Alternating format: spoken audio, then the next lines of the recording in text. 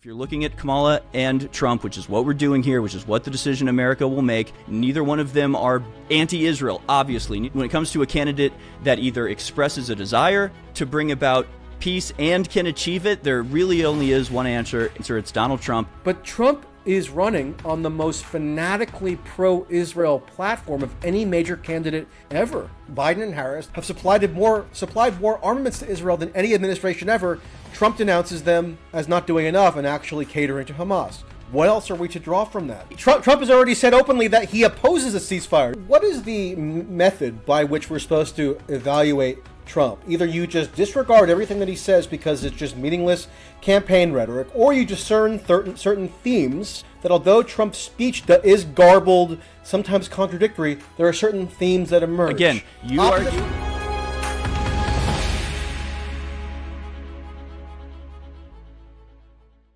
Welcome to the 11th ZeroHedge debate. I am Lee McCullum, and it is an honor to moderate this debate, which is sponsored by JM Bullion. I am the host of the Lee McCullum Show, a podcast in partnership with the Human Reaction podcast, and Michael Tracey and Harrison Smith will be debating today on the topic of who is worse on Israel, Kamala or Trump. This debate is premiering on the Human Reaction pod channels as well as the ZeroHedge channels. Make sure to subscribe to or follow Human Reaction and ZeroHedge on all platforms. I will try to stay out of this debate as much as possible, only interjecting with questions and video clips as necessary. But I'm going to turn it to Michael and Harrison now. And I want to begin with this question of what you guys mean exactly by worse here, to see if you guys are on the same page regarding what the ideal policy toward Israel should be. So starting with Michael, can you begin explaining by, I guess, just like in your words, what worse would be in regards to policy to Israel? Can the conflict in Israel actually get worse than it already is under the Biden and Kamala administration? And I guess, what would your ideal policy toward Israel be? Well, I should just say right up front that by no means am I intending on making any kind of affirmative defense of the Biden-Harris policy on Israel. I'm not voting for either Harris or Trump, so I'm certainly not trying to argue that Kamala Harris is a positive option when it comes to striving for or aspiring toward a preferable policy on Israel. Kamala Harris has given every indication that she just intends to continue the Biden-Harris administration status quo, which is perfectly expected. She's actually explicitly stated at numerous points that she has no policy distinctions that she could identify between her and Joe Biden on the issue of Israel. But the debate prompt asks who would be worse. So I guess here I would define worse as even more deferential to Israel, even more willing to supply Israel with armaments, even more eager to provide Israel with the military and diplomatic and economic support that it has utilized to conduct its pulverization offensive over the past year. And the record shows that on that score, Trump and the Republicans have largely denounced Biden and Harris and the Democrats as pandering to Hamas or giving safe harbor to anti-Semites within their coalition, and criticized the current policy as insufficiently supportive of Israel. Trump trots out his favorite line that if you're Jewish, you should have your head examined if you intend to vote for the Democrat. And what Trump means by that is the Biden-Harris administration has put excess constraints on Israel in its conduct of the current offensive, and Trump, by contrast, would loosen those constraints. And there's every reason to believe that Trump is sincere when he makes that pledge. Miriam Adelson has dumped $100 million into the Trump campaign operation, just as Sheldon Adelson funded Trump in 2016 and again in 2020. And Trump is very overt in touting how his policy record when he was in office during the first term was everything that Sheldon Adelson could have possibly wanted. And Sheldon Adelson, who is now deceased, and his wife Miriam is carrying on his legacy. Sheldon Adelson and Miriam Adelson have both been more than abundantly clear that their single priority in terms of why they're some of the top donors in the entire American political system is because they believe that Trump and the Republicans are the most reliable vehicle for them to pursue a very zealously pro-Israel agenda, more extreme really than anything that the U.S. and Israel had been accustomed to over the preceding couple of decades. And Trump goes around boasting that he's the most pro-Israel president of all time. He cites the moving of the U.S. Embassy to Jerusalem, the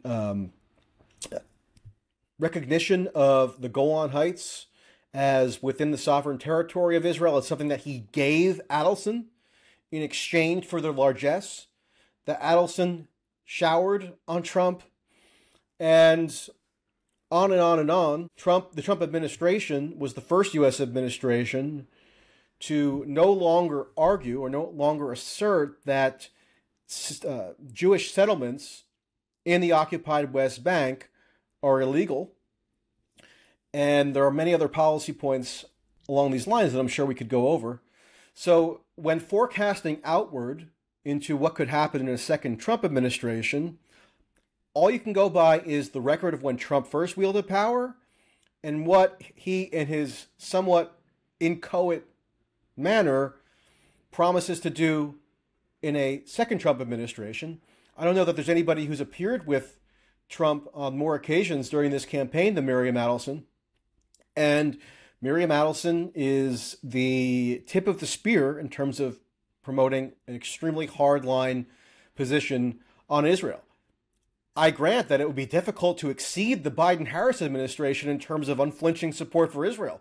They've provided more armaments than any administration ever to Israel, but it's not been enough for Trump, who says that that Biden and Harris have pandered to anti-Semites, have gone easy on Hamas, and have betrayed Israel.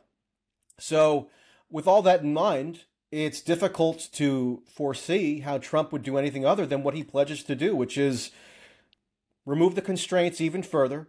Trump actually got on the phone, it was reported in Israeli media over the past couple of weeks, and encouraged and praised Netanyahu for broadening the war into Lebanon.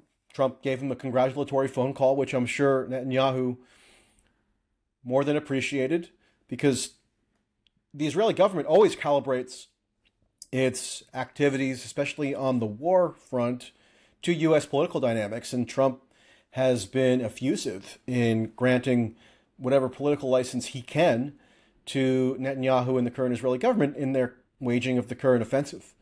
And there are plenty of other items here. One thing that I did want to bring up, and I won't take too long with my introductory remarks, but one thing I want to bring up is I took part in a ZeroHedge debate back in March.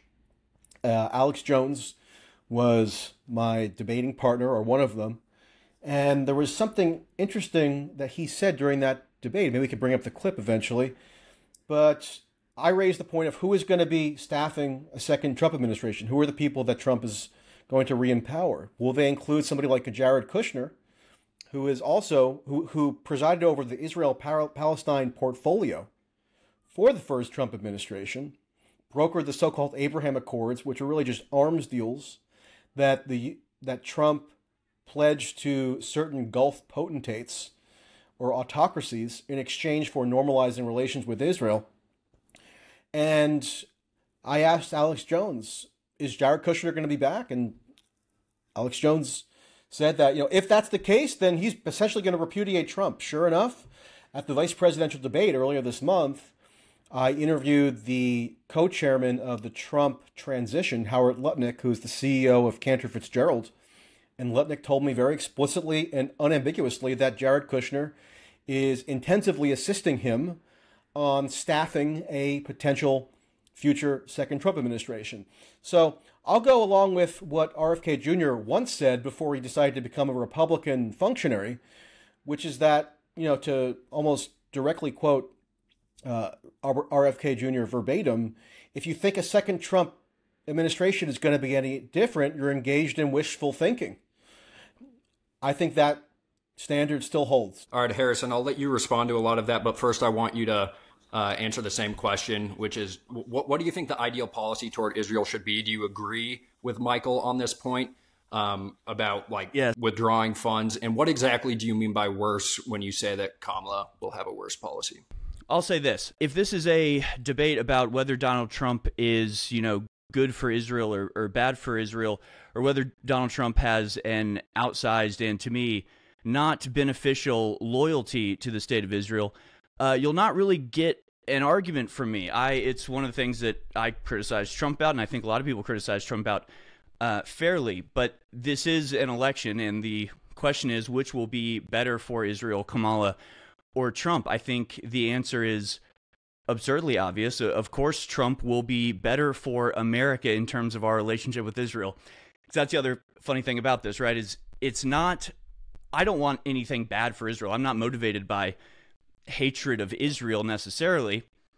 I have no particular, fine feelings about the state of Israel. Certainly the people of Israel I like. So I don't want somebody to do damage to Israel. What I want is America not to be involved, and understanding that America's involvement in the Middle East is necessary for the achievement of greater Israel, which is sort of distinct from the nation of Israel. And if you want to look at this, you can talk a lot about rhetoric. There's a lot of rhetoric on the campaign trail. Obviously, Trump is very verbose and overflowing in his good words for Israel. But if you look at what he actually did during his first administration, it was completely at odds with the goals of greater Israel or Zionism. Trump himself is not a Zionist. He's never called himself a Zionist. He doesn't have a ideological or religious motivation to support Israel. He's a deal maker. He's a statesman. He does what is good for the United States. And we also have to understand, obviously, that Israel's outsized influence in America, in our politics, in the way people get elected, and the way foreign policy is crafted, obviously is way too much, I would say. And Trump is the one that can and has put a stop to that in a lot of different ways. And we can go through, his first administration. You can point to things like the Golan Heights or the embassy being moved to Jerusalem. These didn't actually change anything on the ground. They were symbolic acts. They really didn't do much of anything. There's something that Trump trumpets and brags about, but at the end of the day, it didn't contribute anything really to Israel's aggression against its neighbors. Obviously, you can point to what's happened over the last year, and this is kind of the funny thing. I mean, it's a binary choice. You either have Trump or Kamala, and it really is impossible to be more sycophantic to Israel than the Harris-Biden administration has been. There's no restrictions to what Israel has been able to do. Probably a dozen times we've sent ambassadors and functionaries over to the Middle East to try to get a ceasefire, to try to get some pause in the fighting, to try to get some agreement for restrictions. We come back totally empty-handed, and we write them a $20 billion check.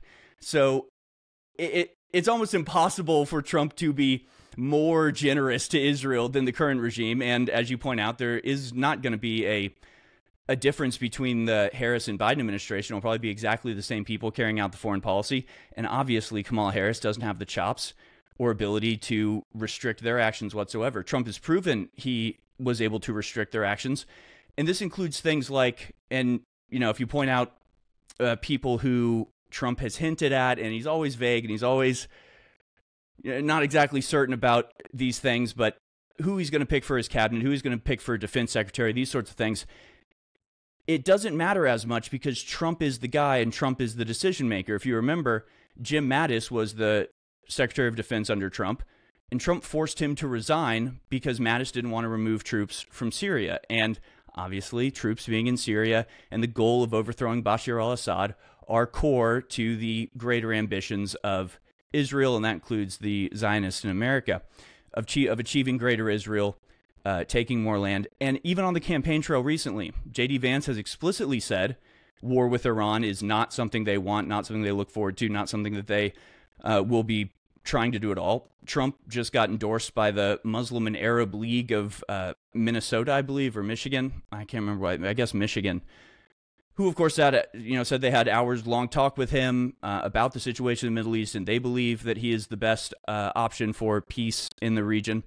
So if the ultimate goal for me is peace in the Middle East, and particularly not contributing to and wasting American resources or lives towards the Greater Israel Project, which is an ideological and religious goal that I think is completely contrary to the interests of America overall whatsoever. So, and here's the so to me, there's sort of two different Israels, and one is the Greater Israel Project, which is an imperialistic goal that contributes to the wider goal of globalism and a one world government situated in Jerusalem. Zionism is a key aspect of that, and the Greater Israel Project is a key aspect of that. And then you have Israel, the people, and the nation, who have different views and different ideas about the Greater Israel Project, amongst other things. Those two things are different. And then when it comes to the Greater Israel Project in particular, the thing to understand is that it cannot be achieved through diplomacy, because they're not going to use diplomats to get swaths of Jordan and Lebanon and Egypt and Syria. It's going to have to be military power. And so the question is, which president is least likely to contribute American military power towards that goal, towards that aim? Which one is going to restrict American participation in the Middle East and lessen the likelihood that American military men are put on the ground? And again, Trump has proven himself throughout his entire first administration, those 4 years. There's a litany of times where he very deftly avoided getting involved in the Middle East, including the missile barrage on the Russian base or the Syrian base that they coordinated with Russia to make sure that it was not going to lead to a wider conflict. That was at a time when the war fever for going into Syria, which of course would contribute to the overall safety of the Israeli state or the achievement of Greater Israel. He was able to avoid that very deftly in a time where media pressure and political pressure was at its height. And of course, the other option would have been Hillary Clinton in 2016, who said her plan for Syria was a no-fly zone. So Trump has kept us out of war in the Middle East. He has continually kept us out of the war in the Middle East, and he has fired people in his cabinet like Jim Mattis because they refuse to lessen our participation in the Middle East. So again, the idea that Trump's a diehard Israeli supporter, I have problems with what he says too. I don't like how much attention and generosity he shows to these people. That being said, the choice is obvious. The choice is clear. Kamala Harris is a non-entity, and it would be basically surrendering control of American foreign policy over completely to the very people that have allowed and contributed and facilitated Israel's year-long campaign of genocide, in my opinion. So again, Trump, to me, too much in that realm, a little bit too loyal to Israel. But when you compare it to Kamala Harris, it reminds me of the arguments about Trump and abortion, where you got a lot of abortion hardliners that hate Trump's position. You got a lot of anti-Israel people that hate Trump's position. But at the end of the day, the other side is doing abortions in the van out back, and Trump is at least against abortion overall in general, even if he's not going to go as far as you want. So he's not perfect on the question of Israel, but he is far and away the better option when the question is getting American involvement separated, not being tied down to the state of Israel, not receiving the backlash, not funding it. All of that is only going to continue or get worse under Harris. The only person, I think, in American politics at this point who could stand up against it and will and has is Donald Trump. And he loves to talk about how much he loves Bibi Netanyahu, but he also is on record saying F Bibi Netanyahu. He called for Netanyahu to be impeached shortly after October 7th last year. He has said and done things that you will not find any other politician doing when it comes to Israel, and Netanyahu in particular, who of course is leading this whole campaign. So not to go on and on, but the question is, who are you going to vote for? And if your topic is Israel, which one better serves American interests? And the answer is obvious and clear. It has to be Donald Trump. There's no way that Kamala Harris is going to do anything other than continue the status quo, which has been genocide for a year. So, at JM Bullion, excellent service and competitive pricing aren't just goals. They're our standard. Our commitment to customer discretion and privacy with secure and confidential transactions has earned us an unparalleled reputation as an online retailer of precious metals, backed by over 375,000 reviews, averaging 4.8 out of 5 stars. Only at JM Bullion. All right, so you both alluded to potential cabinet picks in the next Trump administration. So I want to play this clip from a previous ZeroHedge debate that Michael brought up. And then once this is done, Michael, feel free to respond to anything in the video as well as anything that Harrison already said. You were talking about Kushner earlier. Is Jared Kushner really separable from Trump? Aren't they a joint package? I mean, Kushner wasn't just some freelancing son-in-law in the Trump administration. He was a member of the White House staff. Pompeo was Secretary of State, the CIA director. Who's going to be brought back into positions of power in the second Trump administration? Kushner's going to be what? Sidelined? Maybe he'll go live in the United Arab Emirates or something? I mean, what's his role going to be? Mike, I'm going to say it again. I've seen your stuff before, but I really want to interview you. I agree with you. And that's the paradox. The deep state doesn't want Trump. They're attacking him, trying to take our right to vote for him. That makes me back him. But I'm on air today. I said, if he puts Jared Kushner, I said this today, like 4 hours ago in the last hour of my show. I'm on the air from 11 a.m. to 3 p.m. every day Central. I said, if he puts Jared Kushner in any lobbyist position or any power position, I'm done with Trump, no matter how good he is countering the deep state. So I think you're making extremely legitimate points. And who was running Trump. Middle East policy in the Trump administration, Alex? Who was given that Israel-Palestine portfolio? It was Jared Kushner. Is Jared Kushner coming back? I don't comment on people. I told you that's not it, but Jared Kushner is a big help to me. The people. He's actively helping you on this project? He is absolutely actively helping me because everybody's helping me. J.D. Vance is helping me. Everybody's helping find the most talented people they have. I just wanted to lay out there that, it just so happens in the previous ZeroHedge debate I took part in, Alex Jones proclaimed that if it turns out that Jared Kushner is given a prominent position or a position of power within a second Trump administration, he is then going to repudiate Trump. Trump's own transition co-chairman, Howard Lutnick, confirmed to me directly, on the record, that Jared Kushner is in fact back, and he's helping to staff a second Trump administration. Now, do I expect Alex Jones or Harrison to come out and repudiate Trump? Of course not. I never thought that that was a legitimate assurance that Alex Jones was giving me. However, it's just notable that even something that had been previously cited as a point of no return for, I guess, Alex Jones as the head of the InfoWars enterprise is probably not going to make a dent in his unwavering support for Trump. I just want to go over a few things that Harrison said. The most confusing thing that I think you said, or the thing that most confused me, was this idea that Donald Trump is somehow at odds with the project of constructing a greater Israel. I said in my very introduction that, among other things, the Trump administration was the first to recognize the legality or effectively endorse Jewish settlements in the occupied West Bank. What is that not? What is that if not endorsing the expansionist aims of the so-called Greater Israel Project? Go look at what Kushner published in January of 2020 when he put out a so-called roadmap for peace, which was supposed to be Trump finally solving the Israel-Palestine conflict.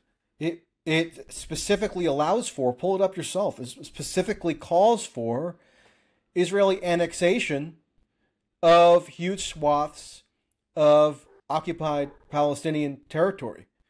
The Golan Heights, Trump recognized, I don't know how it's for Trump to recognize that a certain swath of what had formerly been Syria is in fact the sovereign territory of Israel, or how Trump is, presumes that it's in his power to confer that territory upon Israel, but he did so. That's an expansion of Israel's territory. Trump is right now going around declaring that what the Biden administration would do and what Trump would do if he were in power right now is threaten to bomb Iran to smithereens. That's a direct quote. Rain down bombs on all Iranian cities. So this idea that Trump is somehow in conflict or at odds with the Greater Israel Project, I think is just not borne out in any of the evidence at all. Why is it that Miriam Adelson, whose lifelong singular pursuit is to forge something like a Greater Israel Project, why is she pouring $100 million into Trump's campaign apparatus, appearing beside him at endless campaign rallies?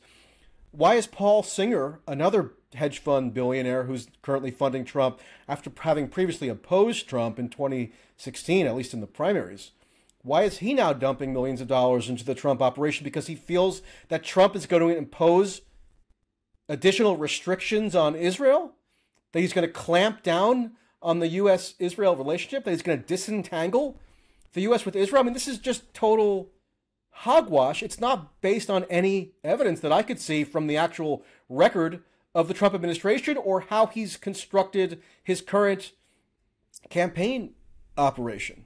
So you can look out and just hope for things, but that's not really an evidence-based argument.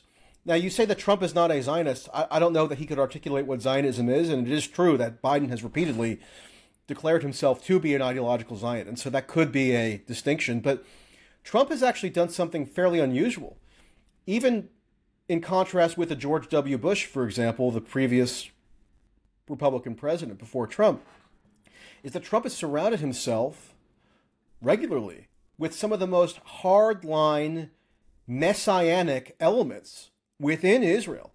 I don't know if you've ever been to Israel, but I went for the first time myself after October 7th.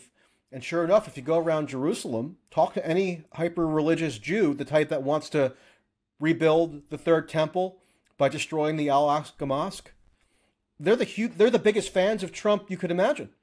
In fact, you can buy a commemorative shekel in Israel that has Trump's visage emblazoned on it over the visage of the biblical King Cyrus, because those messianic Jewish elements think that Trump is their savior. Trump appears at events like the Zionist Organization of America, the Israel Heritage Foundation, where he brings alongside him and accepts awards from the most fundamentalist possible Jews who view Trump as their vehicle by which they will reestablish the Third Temple.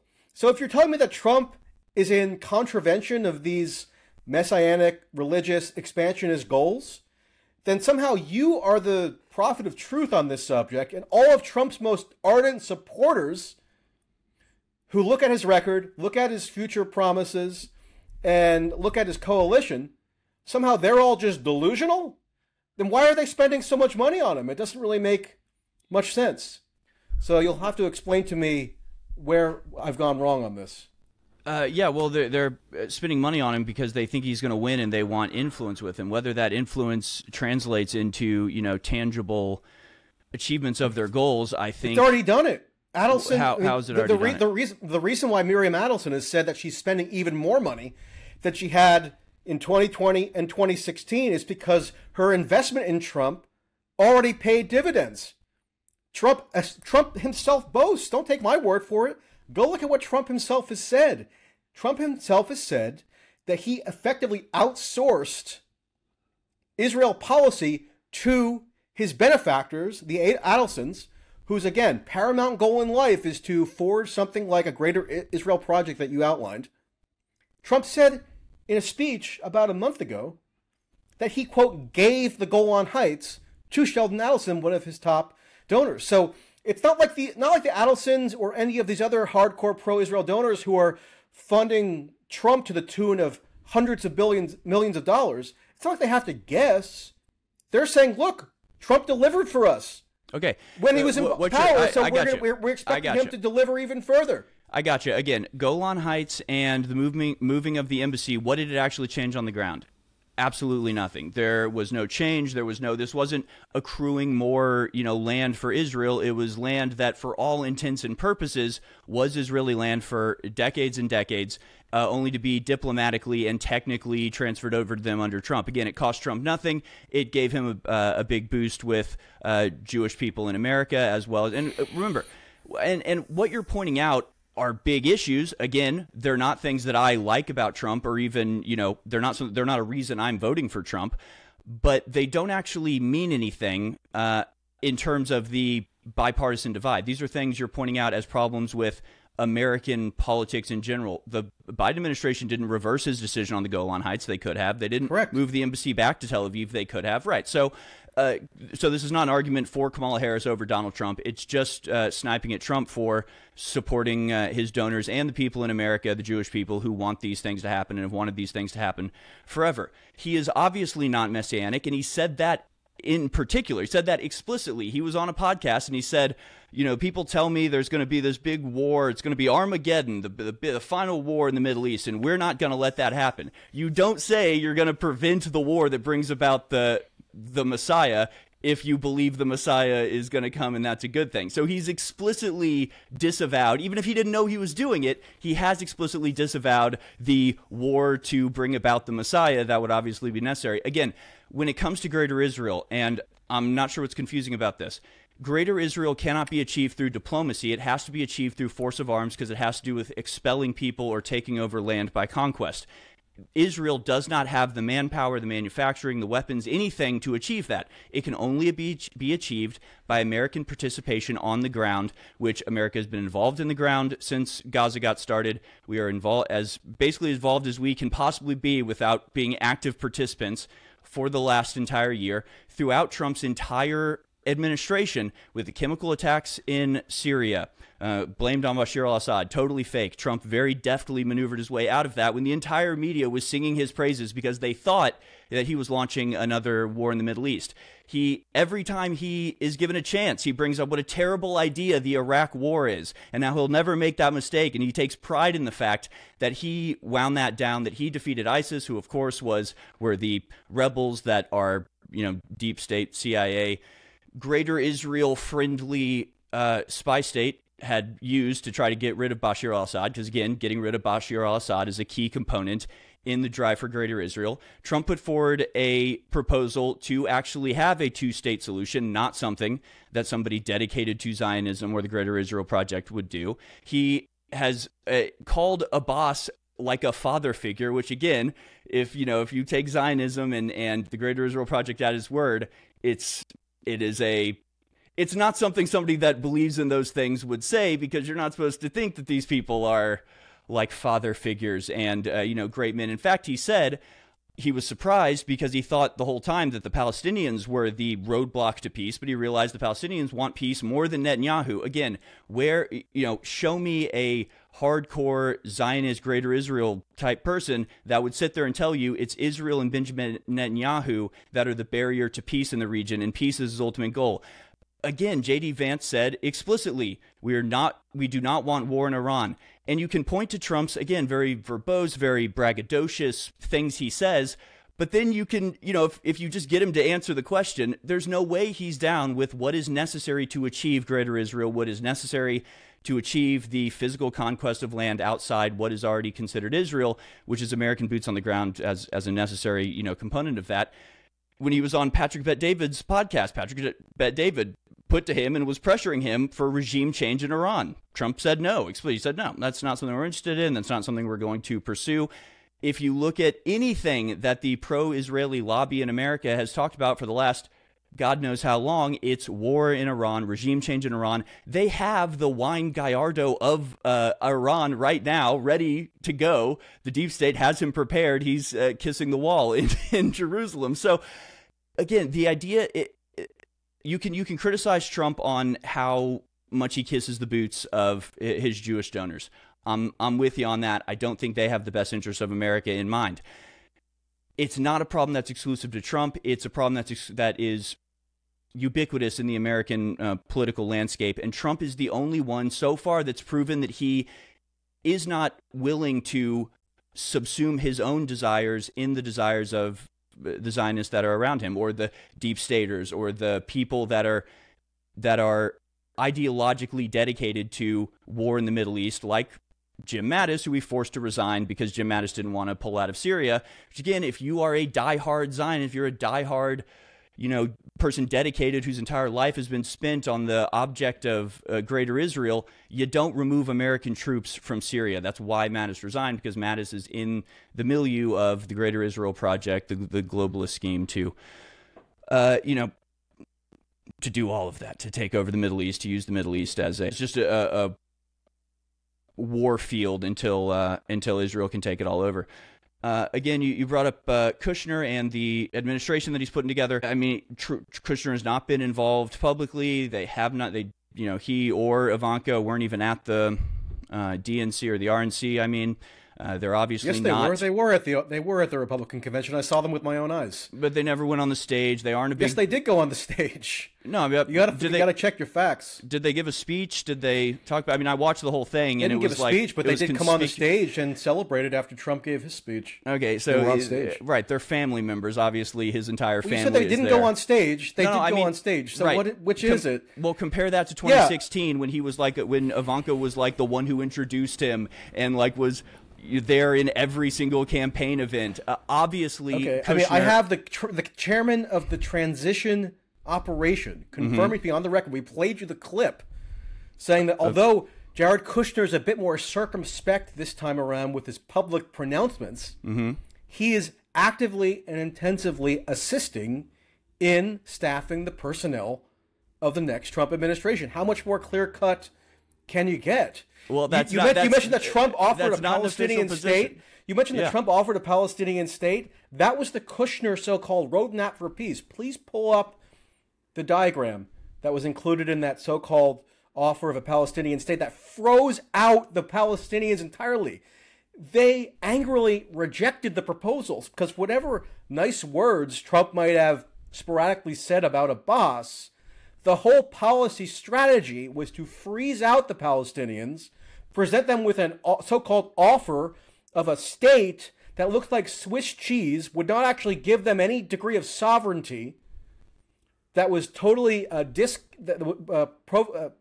was totally non-contiguous, and then do what similar American administrations have done in the past, use that as an example of the Palestinians supposedly being too obstinate to negotiate with. So that wasn't a legitimate Palestinian state. That was a feint, F-E-I-N-T, that the Trump administration reintroduced that had been done several times in the past under prior administrations. And that was Kushner's brainchild. And then it led to the so-called Abraham Accords, which Trump goes around touting as this example of him bringing peace to the Middle East, when it did anything but. It also continued the strategy of freezing out the Palestinians entirely, giving away arms deals to Gulf potentates like the United Arab Emirates and Bahrain, recognizing the annexation of Western Sahara by Morocco in exchange for them normalizing relations with Israel.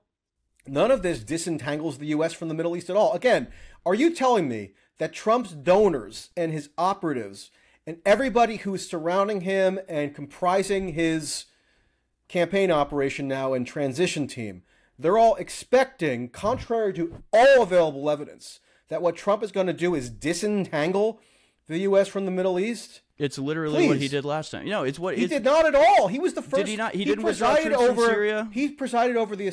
We're talking about Israel and the Palestinian project. Okay, and you don't think Syria has to do, or Hezbollah has to do with the Greater Israel Project, or Iraq or Iran have to do with this? I mean, this is the thing. I said already from Israel. Trump did not even. Trump did not even withdraw from Syria. Yeah, Trump issued a tweet in December of 2018, if memory serves, saying, "I hereby say that our mission in Syria is done and everyone needs to withdraw." Then he just lost interest, withdrew a marginal number of troops, and by the time Trump left office, U.S. troops remained occupying Syria. They're there to this day. So if Trump was thwarted by his underlings, okay, maybe the commander-in-chief needs to have some organizational focus if what he's saying he wants to do is actually going to be achieved, and see to it that his supposed order is carried through. It never was. Yeah, so again, at least Trump gave the order. We're arguing whether Trump or Kamala would be the better choice. My choice is neither.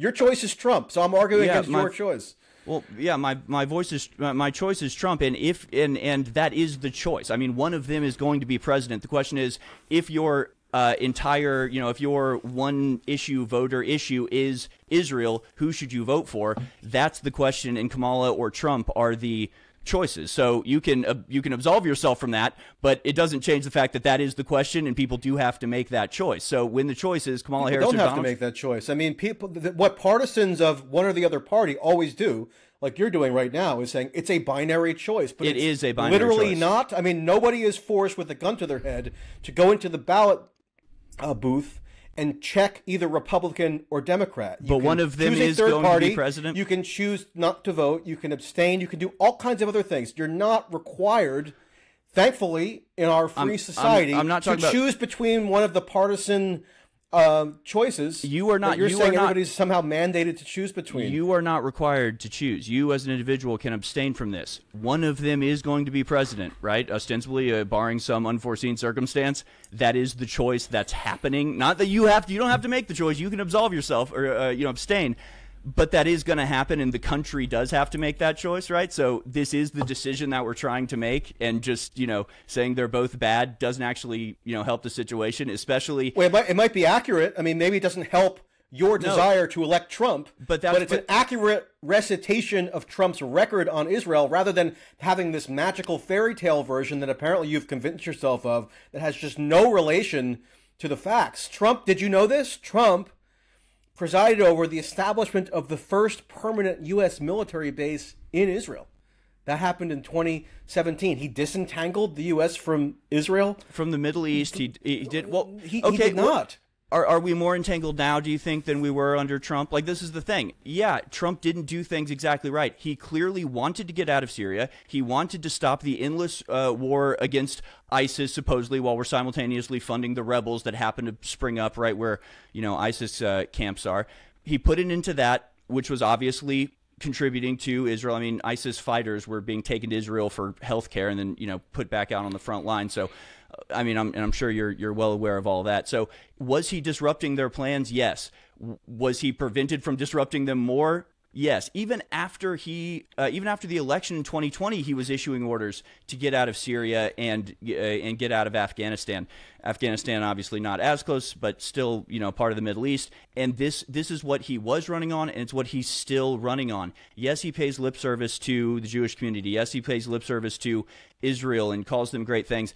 But his actions throughout his entire first administration, there were no new wars, there were no boots on the ground, in the Middle East with some giant surge that started a war that stayed there forever. These were the things that they tried to lead him into, that his advisors pushed him to do. He resisted them every step of the way. So it's like, so what, Kamala Harris is going to do it better? Kamala Harris, it's the same people. The same people are going to be pushing her to do the same thing. You think Kamala Harris is going to be better at standing up to them than Donald Trump? Kamala Harris, for the last year, has been second in command of an administration that has allowed Israel to do whatever it wanted to whoever it wanted, whenever it wanted, providing them all of the weapons they could want. Trump's critique of that very policy that you just outlined, of the Biden-Harris administration, is that they've been too constraining of Israel, that they haven't sent enough weaponry to Israel, that they haven't provided enough unfettered support, that they're harboring anti-Semites and pandering to Hamas. That's been Trump's line consistently over and over again. He says, if you're Jewish and you vote for Biden or Harris, you need to have your head examined. He's doing a variation of what Biden famously said in 2020, which is, if you vote for Trump, you ain't black. But for Trump, it's if you vote for Biden or Harris, you ain't Jewish. That's the refrain over and over again. In order to just because he wants not peace. recognize that, you have to have this whole convoluted interpretation of Trump that discards virtually everything he did in office, virtually everything he's been saying on the campaign trail consistently for over a year now after October 7th, and I don't know, come up with your own fanciful alternate timeline, because it just doesn't line up with the actual record. On the question of Israel in particular, I mean, it depends. I guess it depends how you define a greater Israel. There are certain definitions that extend a future, so-called greater Israel all the way to the Euphrates River in Iraq. But if we're talking about areas that Israel has more of a short-term ability to seize into its territorial jurisdiction, how about the West Bank? I mean, I told you before, don't take my word for it. Go look up the plan that the Trump administration put out. It condones or accepts or endorses Israel annexing a huge portion of the West Bank. How is that not part and parcel of the so-called Greater Israel Project? When Trump called Netanyahu a few weeks ago and Kushner put out a demand for Israel to invade Lebanon, Israel subsequently did so. Trump then called Netanyahu and congratulated him on the brilliance of his war planning. Because Trump has some hostility to the Greater Israel Project? I'm not arguing that Trump is himself. I'm not arguing that Trump is himself a dyed-in-the-wool believing messianic Zionist or something. But he surrounds himself. But Kamala Harris and Biden are. He gives everything that those exact people. He gives them everything they could possibly want. Did you know that Pastor John Hagee, who genuinely is somebody who goes around preaching in anticipation of an end-time scenario whereby Christ returns to earth and rules over a war-torn earth from Jerusalem, and supports Israel on the ground that would hasten the apocalypse? Do you know that the Trump administration used Hagee to deliver the opening benediction at the U.S. Embassy in Jerusalem when it was opened in 2018? Yes, because Hagee met with Trump in the White House. He's always advising the House Republicans. Yes, this is the reality of electoral politics in America. Let Harrison This is the reality of. I'm going to play a video. This is the reality of electoral politics in America. Something like a quarter of the electorate identifies as evangelical, and they all are super, Christian Zionists. So you're expecting Donald Trump, who's being called a Nazi 24/7, and whose main primary voter base demographic he can rely on most is the evangelicals. Is he supposed to throw them under the bus? Is he supposed to not do anything for them? He has to do certain things. He has to say certain things to get elected. Not that he's doing it dishonestly. And if you ever look at what he actually says, I mean, you're completely mischaracterizing his statements about Lebanon. You're completely mischaracterizing.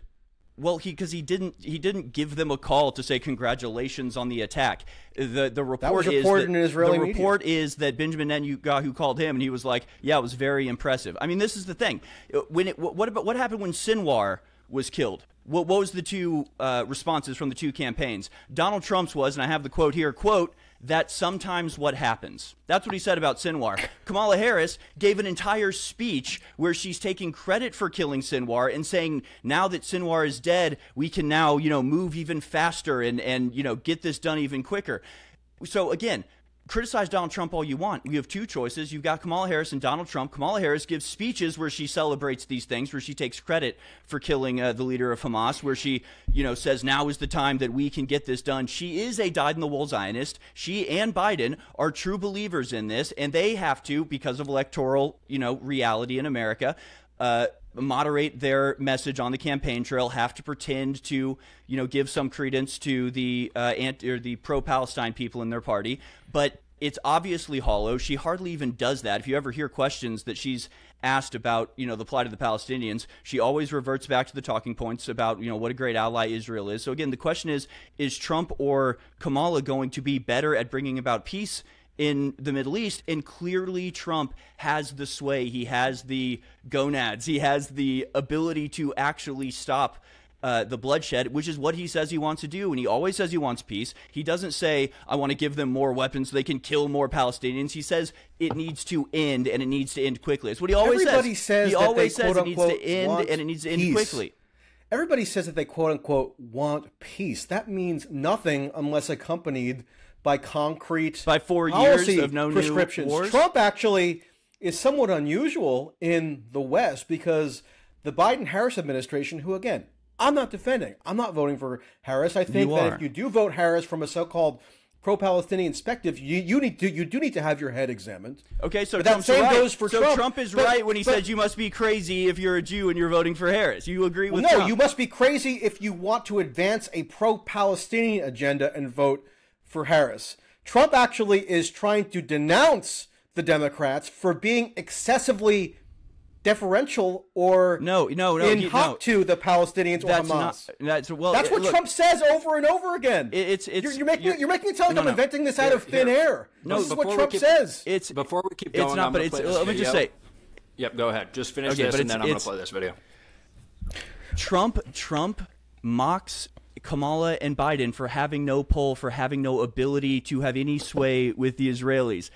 Kamala Harris will come out and say, I told him not to go into Rafah, and then they go into Rafah and kill Sinwar, and then she takes credit for it. I mean, the idea that, Kamala Harris will stand up to Trump or to stand up to Israel where Trump won't is I mean, it's just absurd. I don't think Michael, let me play this because this is Trump speaking on peace and specifically in Iran. I think Harrison brought this up. Nobody was buying from Are you Iran. going to bring this back, the strategy back with Iran? Different strategies. It all depends. Very fertile mind, different strategies. But they're very close to having a nuclear weapon. You have to understand, I didn't want much. All I wanted is you can never have a nuclear weapon. I didn't want much. I wanted Iran to be very successful. I just don't want them to have a nuclear weapon. Right. Because that's the real threat. The real threat isn't global warming. The real threat is nuclear warming. Okay? That's the real warming. Because, I'm the one that rebuilt our military. I rebuilt the whole military. And part of what I rebuilt is the nuclear. And I hated to do it, but we had to because China has it, Russia has it, et cetera. But I know more about nuclear than anybody because, and I can just only tell you this, the power is obliteration, okay? It's not, I always say it's not two army tanks running around What's each going to other. happen to Iran with you by the end of your administration? I'm not asking I would like tactics, to see Iran be very successful. The only thing is they can't have a nuclear weapon. Are you okay with the same administration and way of governing stays, or would you like to see it go back to the 70s when Shah's was running it and Iran was one of the top 3 countries in tourism?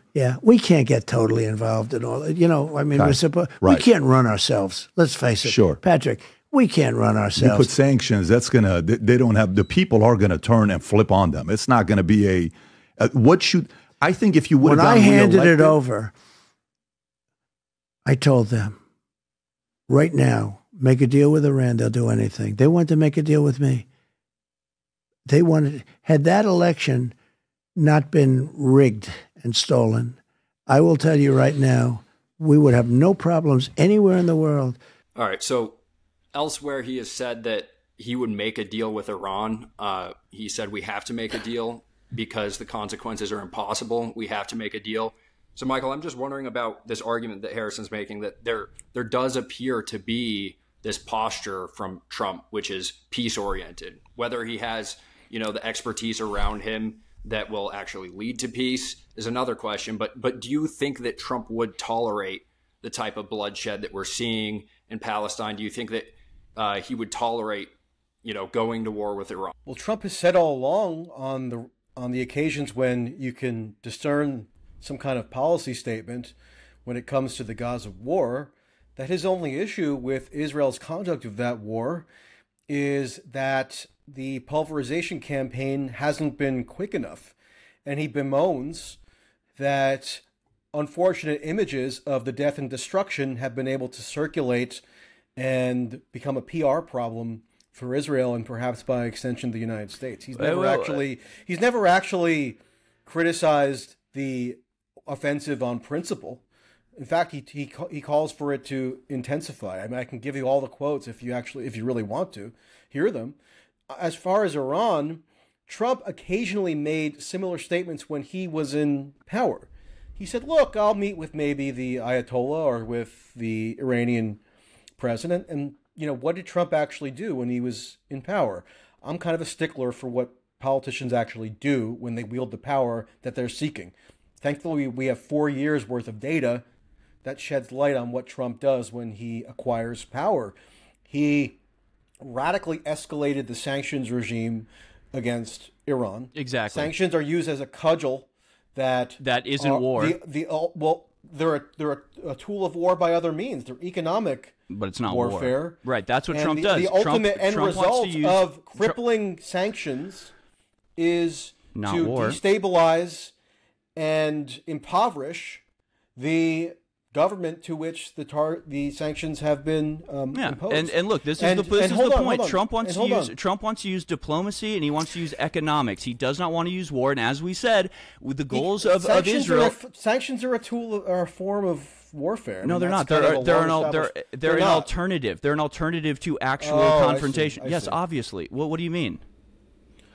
You don't think sanctions are economic warfare? That's what I mean. Right, Trump not actual the most warfare. Crippling sanctions. No. Yeah, but there's a reason that the word economic. So did Obama, and then Trump. When he was making these suggestions that he might want to at some point negotiate with Iran, what did he do? He assassinated, I guess, one of his very peaceful Qasem Soleimani assassinations. Yeah, the top Iranian general.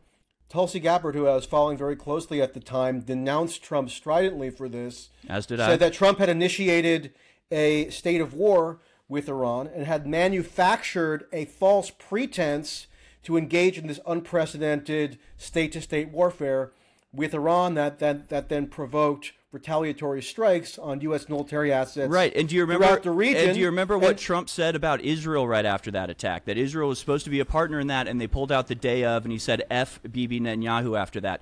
Again, he got but he still assassinated the Israel. top general of Iran. Yeah, he did. Well, and there were reasons why he was a legitimate target for Americans, because he'd been involved in attacks on American soldiers in the Middle East. So, right, but again, the justification that the Trump administration cited for why it carried out that drone strike assassination was the 2002 authorization for use of force in Iraq, because Soleimani happened to be physically inside Iraq when Trump decided to assassinate him. Right, and so he got for all the talk about how Trump opposed the Iraq War when he was a private citizen and celebrity, his administration ended up using the legal architecture of the Iraq War to justify and rationalize an escalation of out-and-out hostilities with Iran. I mean, this is I don't even want to do like the setup thing, but like. Now is the time to take advantage of the power of gold and silver to grow your wealth, whether you're an experienced investor or new to the game. These precious metals have a long history of being a safe haven for your savings, but they also offer growth potential, making them a wise investment choice. So where does the average investor go to buy gold and silver? That's easy. JM Bullion. JM Bullion is one of the most popular and most trusted precious metals retailers in the nation. We offer a huge selection of gold, silver, platinum, and palladium products that can be delivered to your door in safe, discreet, fully insured packaging. From 1 gram of gold to an entire mint box of silver, JM Bullion offers precious metals to suit every financial goal and budget.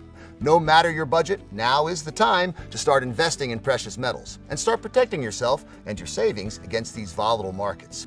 Visit jmbullion.com today to take a look at our wide variety of precious metals, rounds, coins, and bars, and find out how you can turn your savings into gold.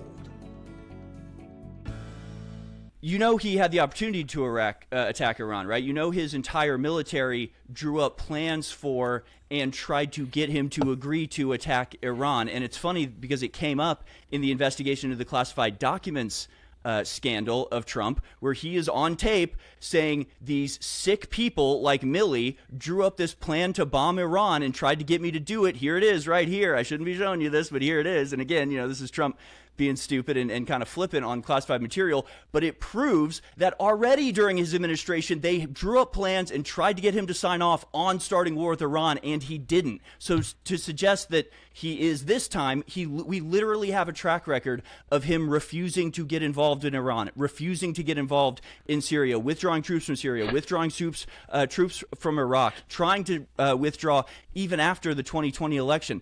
Yes, sanctions are an alternative to physical war. It's warfare, but it's not warfare. It's economic warfare, which is always preferable. And again, if you want to achieve the goals of greater Israel, scale. If you want, Trump actually maintained the so-called crippling Iran sanctions during COVID, when Iran had a major round of infections. And Iran could not obtain medical supplies because of the sanctions the punitive sanctions that Trump had imposed. You're saying that Trump, Trump, he had some plans drawn up, contingency plans or exigency plans, drawn up by members of his military brass, and he didn't follow through on them. I agree with that. He didn't. He literally says in the thing, he's like, these aren't me. I didn't draw these up. They drew these up. He says it explicitly on the... But he did carry out the Trump-Pompeo plan to assassinate Trump, the top general of Iran, which did provoke a state of war between the United States and Iran. What you think that Israel was upset about that? Why is it that Netanyahu, at every possible opportunity, lavishes the most profuse praise on Trump as the best president ever for Israel? Is he lying? Is he just buttering him up? Yes. He's lying. So everybody's lying. The only truth tellers are you. The only truth tellers are you, who thinks that you have been able to somehow, metaphysically discern this anti-Israel or Israel critical streak in Trump that has just been never apparent in any tangible regard. That's actually incredible. So maybe you're a prophet of some kind. What are you talking about? Why would you say that? Well, I mean, so you stand alone because I said somebody who's been able to identify this Israel skeptical streak in Trump, which has just never been evidenced. Will you stop it? I said Bibi Netanyahu is lying, and you transmogrify that into so you must be a prophet who can read minds. No, Bibi Netanyahu is lying. Yes, they're playing a game. Obviously, it's been reported over and over. Trump said fuck Bibi Netanyahu. I'm sorry. Trump said F Bibi Netanyahu. Trump called publicly, he wanted to, but people wouldn't let him. But it was reported widely immediately after October 7th. He said you should impeach Netanyahu. Everybody knows Netanyahu's going to go to jail. Trump literally is saying it's better that Bibi Netanyahu goes to prison than this conflict continue to spiral out of control. He's called Yoav Gallant a jerk. He's called Hezbollah very smart. It goes on and on. You think Trump is pro-Hezbollah? Really? He's so not. You agree with Nikki Haley and Ron DeSantis when they criticized Trump for supposedly praising Hezbollah as smart? Has Kamala Harris ever said something like that? I mean, the point is that these are wider influences in the American electorate, in geopolitics and foreign policy. Donald Trump is not in line with the typical establishment deep state Zionist agenda, which is total control of Israel over the entire area and a massive depopulation campaign. I mean, and everything gets twisted. He says no refugees from Gaza. People point that out as he wants all the Gazans to die. No, the deep state, Israel wants us to take refugees from Gaza. Israel wants all the Gazans to get on ships and to come to America or Europe. If you say no to that, you're not contributing to, you're not contributing to Israel's plan. You're preventing it. You're stopping it. You're making it more difficult for them. All of these things are a little bit nuanced because he's got to say some things publicly. Not that he doesn't mean them, but they don't translate directly to policy. And when you look at his actual policy, when you look at what he's actually done, he has stopped them from progressing their greater agenda over and over again. And especially if you look at sorry, I have to stop you there. How did Trump stop Israel from pursuing their agenda for greater land acquisition by endorsing the annexation of the West Bank and the Jewish settlements therein? Could you explain that? Because nothing changed with those endorsements. So, wait, nothing changed. Nothing changed. The U.S. policy changed. You yourself have said that Israel can't do half or more of what it does without U.S. backing. No, Trump changed the policy that conferred U.S. backing You're not hearing on me. Israeli land seizures in the occupied West Bank. That's a fact. But you're saying it didn't change anything. It didn't change anything. I didn't. So what did it change? Why you apparently have such a miraculous insight into all this, in contrast with everybody else, is because all the pro-Israel donors, everybody says this, that love the hardline policy that Trump pursued and are funding his third campaign. Everybody knows on that basis. They're all mistaken. Everybody knows these things are symbolic. Was mistaken. Everybody knows. Trump had a falling out with Netanyahu briefly not because of anything to do with Netanyahu's actual policy, but because Netanyahu congratulated Biden on winning the 2020 election. Okay, you just spent the last rant you just went on was about how much Bibi loves Trump and would do anything for Trump and backing up Trump, but he endorses or says that Biden won before practically anybody else knew. Yeah, he gave a ceremonial congratulations to Biden for winning the election before it was fully decided. Trump threw a hissy fit, but when it came to the substantive policy... That's contrary to your claim that, Bibi Netanyahu is some, Trump champion or vice versa. That's wrong. Do you think it's more likely... Because it had nothing to do with the actual policy. Do you think it's more likely that... It was Trump's personal grudge about the 2020 election. It had nothing to do with the Greater Israel Project, Gaza, Lebanon, West Bank, anything to do with that. How does it not have anything to do with that? Bibi Netanyahu is the main driver for this. His continuing in any event, freedom... they've clearly made amends. They're talking... Trump says that Bibi calls him all the time so he can encourage him on carrying out his current offensive and again, these are other in things. Gaza and Lebanon. He's not calling him going, hey, keep doing more. And even if he was... How do you know? Have you been on the calls? All we know is what's been reported and what Trump has said. And what has been reported is that he basically is like, do what you... The exact quote from the... apparently Bibi Netanyahu called him and said, what do you think we should do about Iran? And Trump said, hey, do what you got to do. Do whatever you got to do. So here's a blank check. Oh, that's him giving a blank check, or is that him saying, hey, you want to jump off a cliff? I'm not going to stop you. Do you think if it was in Israel's interest to bomb Iran, do you think they would have done it by now? Obviously, it's not. I don't know. I mean, I do agree with the one little portion of Trump's in that clip that you played from the podcast appearance, where Trump said that nuclear war is a grave danger, probably even more so than climate change. I think that's a perfectly rational view of a threat calculus. But that makes it all the more strange that Trump publicly and openly has called on Israel to bomb Iran's nuclear facilities. He's not. So if you're troubled by the prospect of nuclear war, but are calling on Israel to bomb Iran's nuclear facilities, that's a strange contradiction. Again, Trump said so much of this out in the open that in order to have a different perspective, you have to do so many mental gymnastics. When has Trump called on Israel to bomb Iran's nuclear position? I'll send the clip right now. Michael sent me the clip already. I'll play it. Yeah, play it. They asked him, "What do you think about Iran? Would you hit Iran?" And he goes, "As long as they don't hit the nuclear stuff." That's the thing you want to hit, right? I said, I think he's got that one wrong. Isn't that the one you're supposed to hit? I mean, it's the biggest risk we have. Nuclear weapons, the power of nuclear weapons, the power of weaponry. I rebuilt the entire military, jets, everything. I built it, including nuclear, and I hated to build the nuclear, but I got to know firsthand the power of that stuff, and I'll tell you what, we have to be totally prepared. We have to be absolutely prepared. But when they asked him that question, the answer should have been hit the nuclear first and worry about the rest later. And that's what they should. If they're going to do it, they're going to do it. But we'll find out whatever their plans are. But so is that also at odds with the Greater Israel Project? Yes. I mean, you interpret it is. Yes. Explain. I'm fascinated. And I don't know. I think you might be missing part of what I'm saying. The Greater Israel Project, annexing more and more, all the land they want to annex, is only possible with American boots on the ground, American actual participation in it with our armed troops. You misconstrue that as the Greater Israel Project is only possible with American endorsement or whatever. That's not what I'm saying. I'm saying to achieve the military or political goals of the Greater Israel Project, that requires taking over land that cannot be done diplomatically. Everything Trump wants to do is diplomatically.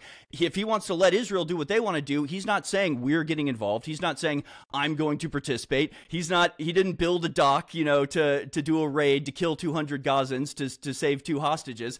again, the question is Trump or the current administration, for all intents and purposes, the better option to prevent Israel from spiraling more out of control and creating conflict in the Middle East?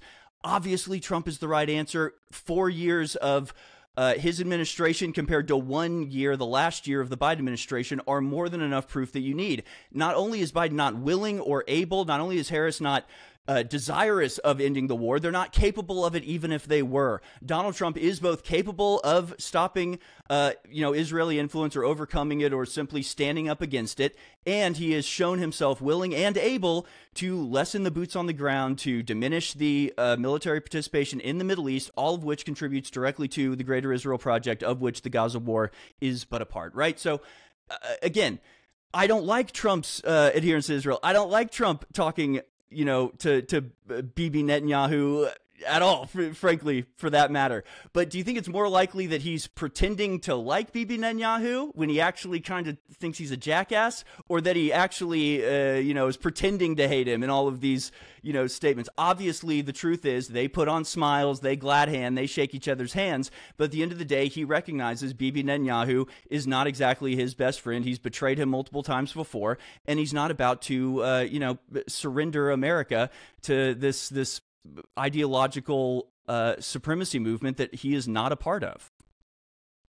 Right, Harrison? What do you make? I mean, what do you make of the argument? Really, the U.S. really quick. subsidizes. Yeah, go ahead, Michael. Really quick. What do you make of the argument, though, that the Abraham Accords is kind of leaning into this strategy of the PNAC document, a clean break, which is trying to basically reorient Israel's strategy to diplomacy with other Middle Eastern countries to basically isolate the Palestinians and allow Israel to, move forward with the settlements. I know you're addressing the greater Israel argument, but what about the argument with regard to Trump's policy specifically related to settlements and the policy toward Gaza and the West Bank? Again, I'm not really in favor of it, but it's not something that would be better under Harris by any means. It'd probably only be worse. And there. Again, everything about this is convoluted, and you can kind of blame Trump for that. But, I mean, I'm looking at a headline here. Trump, I thought Israel would do anything for peace. That's not true. It was actually he calls Abbas a father figure and says, I prevented annexation. I got angry and stopped it, according to Trump. So, Trump is out there quoted in the Times of Israel saying that he was the one that didn't let the, annexation go through uncontested. So, again, Trump is not ideologically dedicated to Israel. He is not somebody who thinks that they have a divine right to the land. He's a deal maker. He's a pragmatist. He wants peace. He wants prosperity. He wants what's best for America. That is the best option in this race. The other side is captured completely by the forces that Donald Trump has already thoroughly destroyed, by the way. Who has contributed more to Israel than the Bushes, the Cheneys, the Rumsfelds, the Clintons? The mainstream media who, props up the continual endless warfare that we see. Donald Trump is the enemy of all of these people, and he does damage to all these people. Does he still glad hand with the president of CNN? Yes, obviously. Does that mean he hasn't done significant irreparable damage to the entire mainstream media apparatus, which has been a key component in keeping, Israel completely in control of our foreign policy? I mean, Donald Trump is the weapon if you want to break the stranglehold that Israel has over our politics. So I don't know what – I mean, he's not the only thing. He's not – but he is clearly the better option in 100 different ways. So I guess the key difference between you and I is that you're trying to make an argument in favor of voting for Trump, whereas I'm not trying to make an argument in favor of voting for either Harris or Trump. Perhaps that endows me with slightly greater ability to objectively analyze the Israel-related policy agenda of both Harris and Trump. And if you're somebody who is inclined to prefer a less deferential policy toward Israel, my point is that you have no option amongst either of them. So, I mean, it's bizarre to say that Trump is somehow going to usher in peace and tranquility when he's literally unique in the Western world in explicitly arguing against a ceasefire. I just sent the clip. Now, Biden and Harris claim that they're in favor of a ceasefire while they just continue supplying the endless armaments. But Trump doesn't even pretend to be in favor of a ceasefire. Rather, he says that the proponents of a ceasefire in Gaza in particular, and I guess perhaps in Lebanon, they're actually in cahoots with Hamas and anti-Semites. And he stands apart from them because he's explicitly against a ceasefire. And so you can kind of construe Trump's words and his platform and his personnel and his record in some convoluted way that puts a different spin on this if you're trying to appeal to people who are skeptical of Israel to nonetheless vote for Trump. But Trump is running on the most fanatically pro-Israel platform of any major candidate ever. And how do you evaluate that? Well, for one thing, Biden and Harris, like I've mentioned before, have supplied more armaments to Israel than any administration ever. Trump denounces them as not doing enough and actually catering to Hamas. What else are we to draw from that? Trump goes around explicitly stating that he gave his pro-Israel donors all the policy initiatives that they had ever sought. As a matter of graft, more or less, he brings them on stage with him. This is not hidden. You don't have to do any kind of secret interpretive analysis to glean these insights. Just look up at any article about the Golan Heights or the embassy. Every article I was able to find on it is like, actually these things don't really matter. I mean, they made some people mad, but like at the end of the day, nothing actually changed. They are literally symbolic. It's what Trump does. They're the low-hanging fruit. They're just things that he could do that would make these people happy, that wouldn't change anything on the ground, that wouldn't exacerbate any conflict, that wouldn't cause any war, but would get. I mean, and again, what you're talking about. Wait, so you're saying that Trump officially declaring as U.S. policy recognition of Jerusalem as the eternal and undivided Jerusalem as the eternal capital of Israel. You're saying that's just symbolic? That's sure not what Israel thought. They were overcome with euphoria that finally an American administration had just gave away the house to them. Because what actually happened?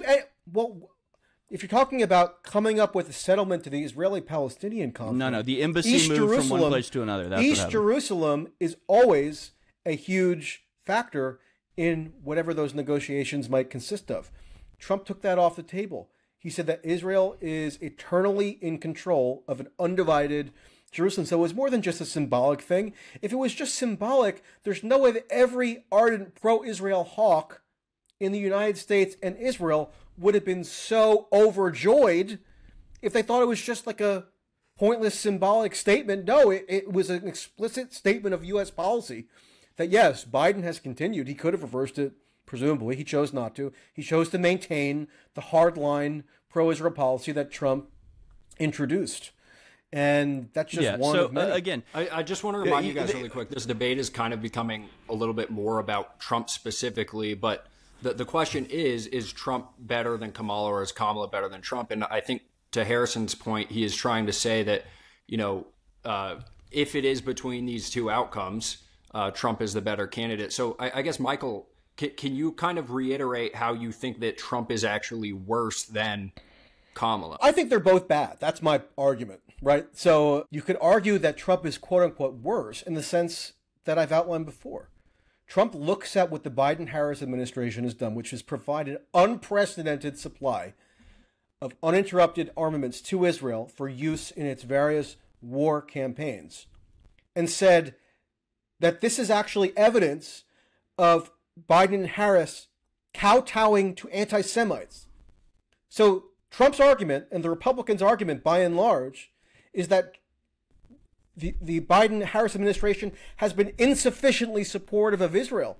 So if you have the most extreme support for Israel of any American administration ever, and the critique coming from Trump is that it's actually been insufficiently supportive, then that's Trump adding another layer of pro-Israel fanaticism above and beyond even the Biden-Harris record, which is astonishing, because it's hard to imagine how it could be even more solicitous of Israel. But Trump has managed to stake out that position.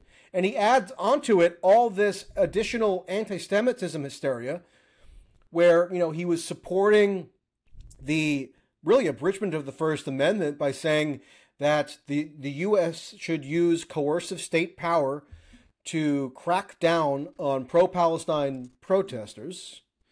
He has pledged in his many confabs with his pro-Israel donors that he's going to expand upon his 2019 executive order, which mandated that U.S. federal government agencies employ the IHRA definition of so-called anti-Semitism, which states that it's anti-Semitic to, for example, hold Israel to a double standard. Trump already enacted that in 2019. He said he's going to expand it even further. He said he's going to send the Department of Justice to college campuses to monitor allegedly pro-Hamas speech or anti-Semitic speech. So on the one hand, Trump says that for all the endless armaments that the Biden-Harris administration has supplied, it's not enough. He's going to supply even more. He's going to loosen the constraints even further on Israel. And also, he's going to go along with this anti-Semitism narrative and further whip up that furor. He lavishes praise on people like Elise Stefanik, who he was considering reportedly for vice president, could be in the running for some senior level administration position the next time around. He loves Elise Stefanik because Elise Stefanik was able to conjure up this whole narrative about how the American elite colleges were allowing anti-Semitism to fester so dangerously in Cambridge, Massachusetts, or in Princeton, New Jersey, or at the University of Pennsylvania. Nonsense like this. This is one of the main attack lines of the Republicans on the Democrats at this point. Trump has fully embraced it. So if you want to talk about how things could get worse, things can always get worse. Hard to imagine how it could get that much worse with Biden and Harris, if there were to be another Harris administration. But Trump is sure giving all the indication that he can that it could, in fact, become worse in the sense of become even more bellicose as it relates to Israel policy. Because Trump doesn't want even the trifling limitations that the Biden administration has occasionally, intermittently, and fecklessly attempted to impose on Israel. Trump's doing away with all of that. That's what he's running on, and that's why he's getting hundreds of millions of dollars from donors who specifically want that policy and believe they've already gotten that policy from Trump when he wielded power the first time around. This really is not that ambiguous. Well, so basically what you have is campaign rhetoric. Again, we have 4 years of Donald Trump actually stopping their actual plans to bomb Iran, withdrawing Trump's troops from Syria. Obviously, just like the current conflict didn't really start on October 7th, 2023, the control of and massively outsized influence over American foreign policy in particular, domestic policy as well, by the Israel lobby didn't start with Donald Trump. It didn't start with George Bush. It really didn't start within our lifetimes. It's been a fact of life for a long time. So he says the same thing about pretty much every demographic that he does about the Jews or about Israel. I was the best for you. He talks about Black Americans. He talks about Hispanic Americans in exactly the same language. So to act like that's evidence of his subordinate to his donors is, again, ridiculous. This is the language that he uses on the campaign trail. You've admitted, you've said, you have made plain that there are no meaningful limitations that the Biden administration has placed on Israel. So to argue that all these people are giving hundreds of millions of dollars to remove limitations that don't exist in the first place doesn't make any sense. Let me finish. I let you finish. Because they want influence, because they think he's going to win, because they do want certain things from him, because they think they can influence him. Again, I don't like any of the things that you mentioned. All the things you mentioned, the 2019 IHRA definition, I'm not a fan of that. I doubt Trump had any idea what that really meant. He'll just sign anything then as an executive order without. That's supposed to be to his credit that he doesn't know what he's signing. No, it's a fact of political life in America that I'm against. The same definition, the exact same orders were implemented by the State Department under Biden-Harris and were implemented in the Department of Education as or there's going to be an office in the White House that will have oversight over every governmental organization based on this definition to stop anti-Semitism. That happened this year under this Congress. Yeah, that was a continuation of the Trump policy. It wasn't a continuation of a Trump policy. It was different. It just used the same definition as the Trump policy. No, it was completely independent. The Trump policy was to mandate that definition be used in federal agencies. The Biden-Harris administration continued that policy. No, it was talking about that definition in certain, aspects of the, and again, I'm against this, but to act like this is a Trump thing and not just a American government thing is dishonest. So it's like you've got these two pillars where you're stacking up the pros and cons of each candidate. Any pro you put on Trump is really just a pro of the American system, of which Kamala Harris is 100% not just a premier example of a puppet that will be incapable of preventing any of the things that you're talking about, but she doesn't even seem like she wants to. Trump clearly is, and what else did the crackdown on, again, this is rhetoric, this is domestic policy, this is conflating the protesters with just far left protesters in general. He talks about deportation, he talks about deporting everybody. Again, I'm not in favor of the way Trump talks about this, but to act like Trump would somehow give Israel more weapons when obviously they've gotten absolutely everything that they want. The only difference would be that if Trump sent an ambassador over there with the explicit instruction, the stated goal, like publicly, of we're going to get a ceasefire, he wouldn't let them spit in their face and then give them $20 billion. He actually... Trump has already said openly that he opposes a ceasefire. You can play the clip. I just sent it. Again, I don't know when that was. What is the method by which we're supposed to evaluate Trump? Either you just disregard everything that he says because it's just meaningless campaign rhetoric, or you discern certain themes that, although Trump's speech that is garbled, sometimes contradictory, there are certain themes that emerge. Again, you are focused on Donald. Is a well-established theme. What he did in office, I'm also happy to talk about. You're claiming that Trump's record in office was somehow oppositional to Israel. Do you know who was standing beside him when he ushered in the so-called Abraham Accords? But again, Netanyahu. Liz Cheney, who's supposedly now the big Trump nemesis, she was at the White House signing ceremony for the supposed Abraham Accords because they loved it as advancing Israel's interests by forging normalization with these Gulf autocracies in exchange for giant arms deals that Trump brokered, despite some of his followers online thinking that he's a critic of the military-industrial complex. The likes of Liz Cheney, the likes of any of these people, they are diehard Zionists, and you can see it, and their fathers were diehard Zionists too, right? Dick Cheney, don't you you understand that the Iraq War was in large part in service of the goals of Greater Israel, right? It was Saddam Hussein firing rockets at Israel that brought that about, at least in some part, but in general, these people, the Warhawks, the neocons, the Donald Rumsfelds, the Dick Cheneys, the George Bushes, the people that are obviously real and impactful enemies of Donald Trump, were absolutely dedicated to expanding Israel geographically and just in terms of power on the world stage. So yes, they are diehard Israel supporters. So when Trump does something positive for Israel, they're going to celebrate it and try to take credit for it and pat him on the back for that. That doesn't mean Trump is actually secretly in favor of all this stuff. It just means that at that moment, their interests align. So, these people Trump was secretly opposed to the Abraham Accords? No, he is interested in peace, and he's interested in American power and exceptionalism and the American people. He is not interested in participating in war overseas on behalf of some Israeli interests. He's made that explicitly clear over and over again. And look, I don't know exactly what he has said about a ceasefire, but play the clip. It doesn't matter what Kamala Harris and Joe Biden say. It doesn't matter what Kamala Harris and Joe Biden say about it, because they continually say they want a ceasefire, say they have demands for a ceasefire. And Trump drops the entire pretense that Kamala and Biden use that they're pursuing a ceasefire, always fecklessly. Trump doesn't even bother giving that pretext. Yeah, let's play. I don't know. If there's not going to be a ceasefire, I'd rather not have my government every month say we're gunning for a ceasefire and this will bring about a ceasefire. I mean, this is the thing. If you want a ceasefire, do you think Trump is more likely to bring that about, even if it's just because he's narcissistically, wants the credit for it? I mean, the man has play the clip. Let's hear what he had to say about it himself. Let's hear what play the clip, and then you can comment on it. There's never been a time like this that people can remember. This was a period, they say, if you read, and I find it very interesting, but this was just before the Holocaust. I think there's a very great similarity because nobody can believe what's been happening.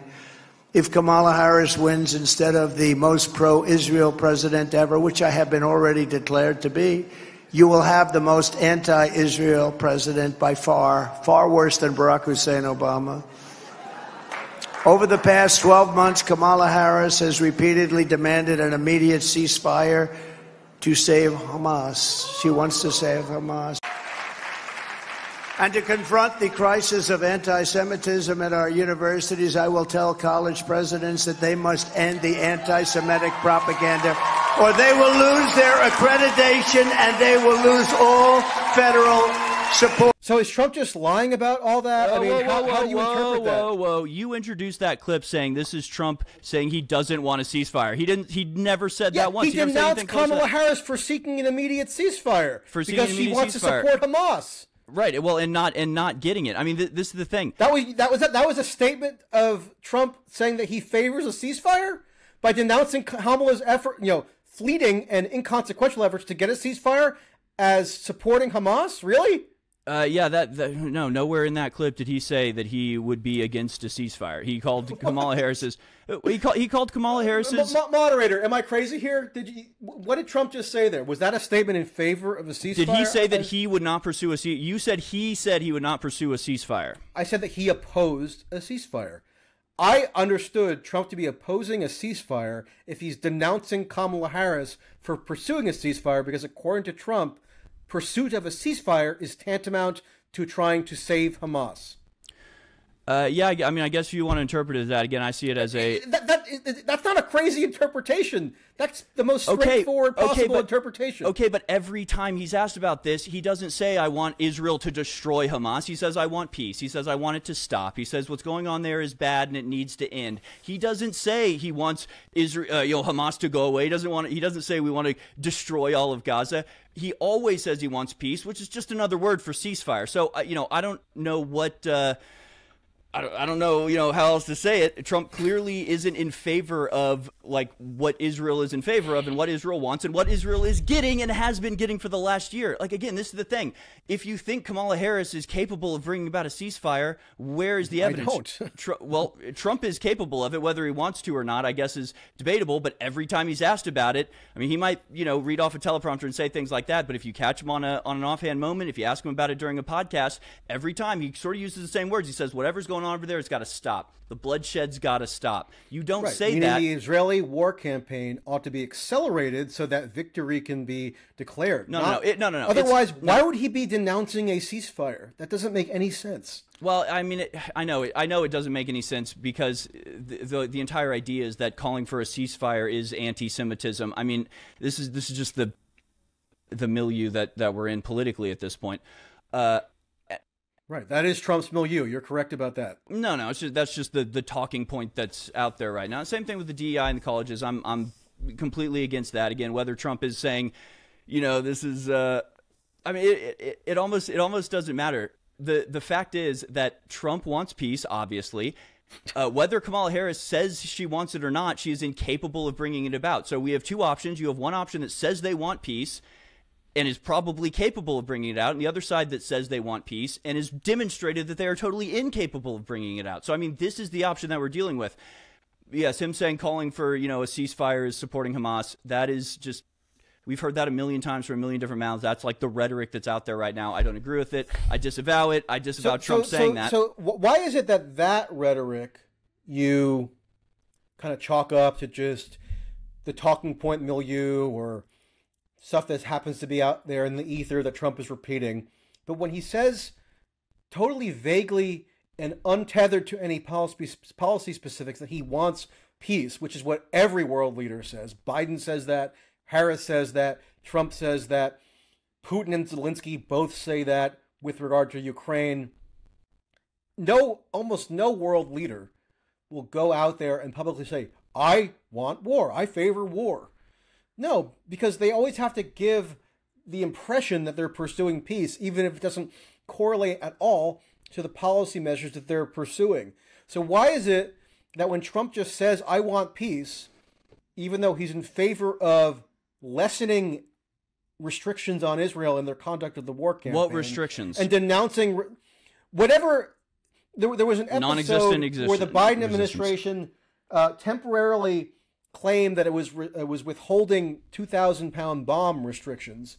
They gave up on that within 2 months, but that was ferociously denounced by Trump and the Republicans as evidence that the Biden and Harris administration was malevolently withholding arms to Israel. Now, of course, it wasn't an appreciable withholding of arms to Israel because they still got whatever they wanted. But the point is, Trump's entire argument for months upon months, consistently, endlessly, has been that Biden and Harris are kowtowing to Hamas because they're unwilling, allegedly, to supply Israel with all the armaments that it needs. I've interviewed Trump surrogates at the presidential debates who make this point over and over again. Tom Cotton, Elise Stefanik, Marco Rubio, etc. This is not unclear. This is the argument. And Trump saying, look, we have to go back to the glory days when I was in power as the greatest president ever for Israel, and they had even more free reign, if that were even possible, than they currently do under the Biden administration, which is somehow, sidling up to anti-Semites. That's the argument. So you can say you don't like that argument, and instead you like when Trump vaguely gestures toward aspiring to peace. Trump had 4 years to follow through on what he pledged he would do in 2016, which is broker the deal to end all deals. That's what he called it. That's what he alluded to when he said that he was going to actually finally solve the Israeli-Palestinian conflict. He hectored and ridiculed other Republican primary candidates for going and trying to get money from the Adelsons. So when he tried to do that, then what does he do? He runs to AIPAC. He recites all the standard pro-Israel lines, and then, lo and behold, that's the exact policy that he pursues in office, which is why those same donors are showering him with astounding amounts of money. So you're right. One last point. You're right that sometimes the faults of Trump are wrongly ascribed. Sometimes wrongs of Trump are wrongly ascribed exclusively to him rather than the broader American political system. That is often true. But Trump is unique in elevating these hardline pro-Israel elements, including by running around literally campaigning with the single most vociferous pro-Israel donor in the entire country, Miriam Adelson, and pledging to just carry out her agenda as payback. That is unique to Trump. Miriam Adelson is one billionaire that's given him a ton of money that is obviously pro-Israel and gave the money to him distinctly to be pro-Israel. I would argue that's in part because he did fulfill some of their desires, the Adelsons, his first administration. But that's also not counting the probably hundreds upon hundreds of ones that donate to the Democrats. And again, if you're talking about the intersection of Israeli influence or Jewish influence in the American political realm, Donald Trump clearly not the favorite. He gets 30% of the Jewish vote. He's constantly being called Hitler from podiums. I don't call him Hitler. No, but Kamala Harris does, right? So the idea that he could, what do you want him to do? Come out and lambast himself? He's got to get elected. He's got to do what he has to do. Evangelicals, of course, are religiously dedicated to this sort of stuff. But again, whether he talks about rhetoric and you ask why is one thing valid and one other thing isn't, well, one is a prepared speech. He's clearly reading off a teleprompter, and it's exactly the same words said exactly the same way that we've heard 100 other different people say in exactly the same way. That's why I consider that to be probably a talking point and not his genuine ideas, whereas when he's on a podcast for several hours and he's asked an offhand comment and gives an offhand response, that's probably more like his actual stance, an actual opinion. I mean, that's obvious, but of course the same question could be asked to you. Why is it, when he says these things in a prepared speech, because there's nothing that he said on a podcast that I'm aware of that indicates Patrick Bat-David any skepticism at all. We played the about Israel. That was him saying that he might not pursue full-blown regime change in Iran. Okay, what do you think the goal? That's not necessarily a statement of skepticism whereas Kamala, Israel. Whereas in fact, Harris, Trump in those offhand moments has variously said that he laments that the influence of the Israel lobby in the United States has seemed to somewhat diminish. Trump has said that over and over and over again in these supposed freewheeling podcast type appearances. What has he said exactly? He says, we can pull up the quote. He says the Jews control Congress. And that's a good thing, right? And that's sort of a good encapsulation of what Trump is doing. What other politician has ever said, other than maybe Thomas Massie, and even he didn't go so far as to actually say verbatim, quote, the Jews control Congress. Trump did, but then he says, but that's a good thing, and I'm in favor of that. He has a way of doing He's this. in favor of it. Okay, but Massie who's ever is said not in that? favor Who's of ever it? said that and pointed that out in a way that he did? Whether I just sent the clip of Trump lamenting the allegedly declining influence of the pro-Israel lobby. Okay. So, I mean, you could say that Trump says this maybe more straightforwardly and brashly than others, than other politicians have been willing to ask in the past. Do you really think? But he's saying it because he favors. Do you really think the extreme influence of the pro-Israel lobby? He laments what he claims is a diminishment in their influence. Do you really think the pro-Israel lobby is on Trump's side? Do you think he's on their side? Do you think the ADL and AIPAC and all of these places that dedicate tens of millions of dollars to destroying Donald Trump are secretly working for him and he's secretly working for them? It's a political game he's playing. Everybody gets this, I would think. And the point is, in the next presidential administration, will Israel continue its genocidal and frankly suicidal pursuit of land grabs, which is only possible with direct military intervention from America, as has been on display for the last year, where every one of our ships is parked in the Mediterranean or, off the coast of Iran, where we've built, a dock to get to Gaza so we can, send troops there to work undercover. So you expect Trump to stop underwriting the Israeli military? Without getting something in return, yeah, he always gets something in return. He's like a deal maker. He's like a businessman. He wants what's best for America. So he'll continue doing it just like he did in his first term, if they give him something in return. All of these topics are different. I mean, one thing that he has said is that he's mad that America isn't giving Israel the intelligence that we have. Well, you could argue that that's him saying he wants Israel to go even harder or faster or whatever. But the whole thing was that America had intel that would show where Hamas leadership was. And by not supplying that to Israel, Israel is saying, well, it's your fault that we have to bomb all these places because you're not giving us the exact, coordinates of where these guys are. So in that, you could argue Trump is saying, hey, just give them the intel, show them where the leadership is, and then they'll stop, taking give down Israel additional military support. Because without that support, they're still bombing entire neighborhoods and killing tons of innocent people. Trump doesn't like them killing innocent people. Intensify U.S. military/intelligence support for Israel, just like he said over and over again, that he favors the intensification of U.S. support for Israel. Yet you have some kind of argument that exists in a parallel universe where Trump is arguing for the opposite. One thing I will concede, okay, is that, yes, of course, the Democrats are hugely reliant on pro-Israel donors as well. But they're a different flavor of pro-Israel donor. Like Chuck Schumer, for example, is the majority leader of the Senate. He has a huge pro-Israel donor base, but they tend to be more liberal Zionists, right? They tend to be people who are fully on board with the Israel project, so to say, but they're probably less overtly religious. They are less favorable toward Netanyahu. Trump, however, has aligned more with those genuinely messianic religious elements. He brings them over to his estates. Go watch an event in July 2023 when the Israel Heritage Foundation showed up at Trump National Golf Club at Bedminster, New Jersey, and showered him with all their awards for furthering their most cherished goals vis-a-vis Israel, which are the messianic religious goals. One of the rabbis that stood beside Trump said that he wants to build a third temple, and he views Trump as the vessel for accomplishing that. Yeah, and so that's not me saying it. Those are Trump's ardent supporters in his circle of influence. Yeah, and saying that. So yeah, that's not to say that I'm not saying that the Democrats are not in hock to pro-Israel donors or the pro-Israel lobby. I'm saying that Trump is in hock to a certain segment of the pro-Israel lobby that is far more extreme in certain respects, namely to do with their fervent religiosity, whereas the secular Jewish donors or pro-Israel donors tend to be more aligned with the Democrats. Here, Harrison, I'm going to play this clip that Michael sent me, and then you can respond to it. It's amazing. If you go back 15 years or even less, the strongest lobby in that sense in the United States was Israel.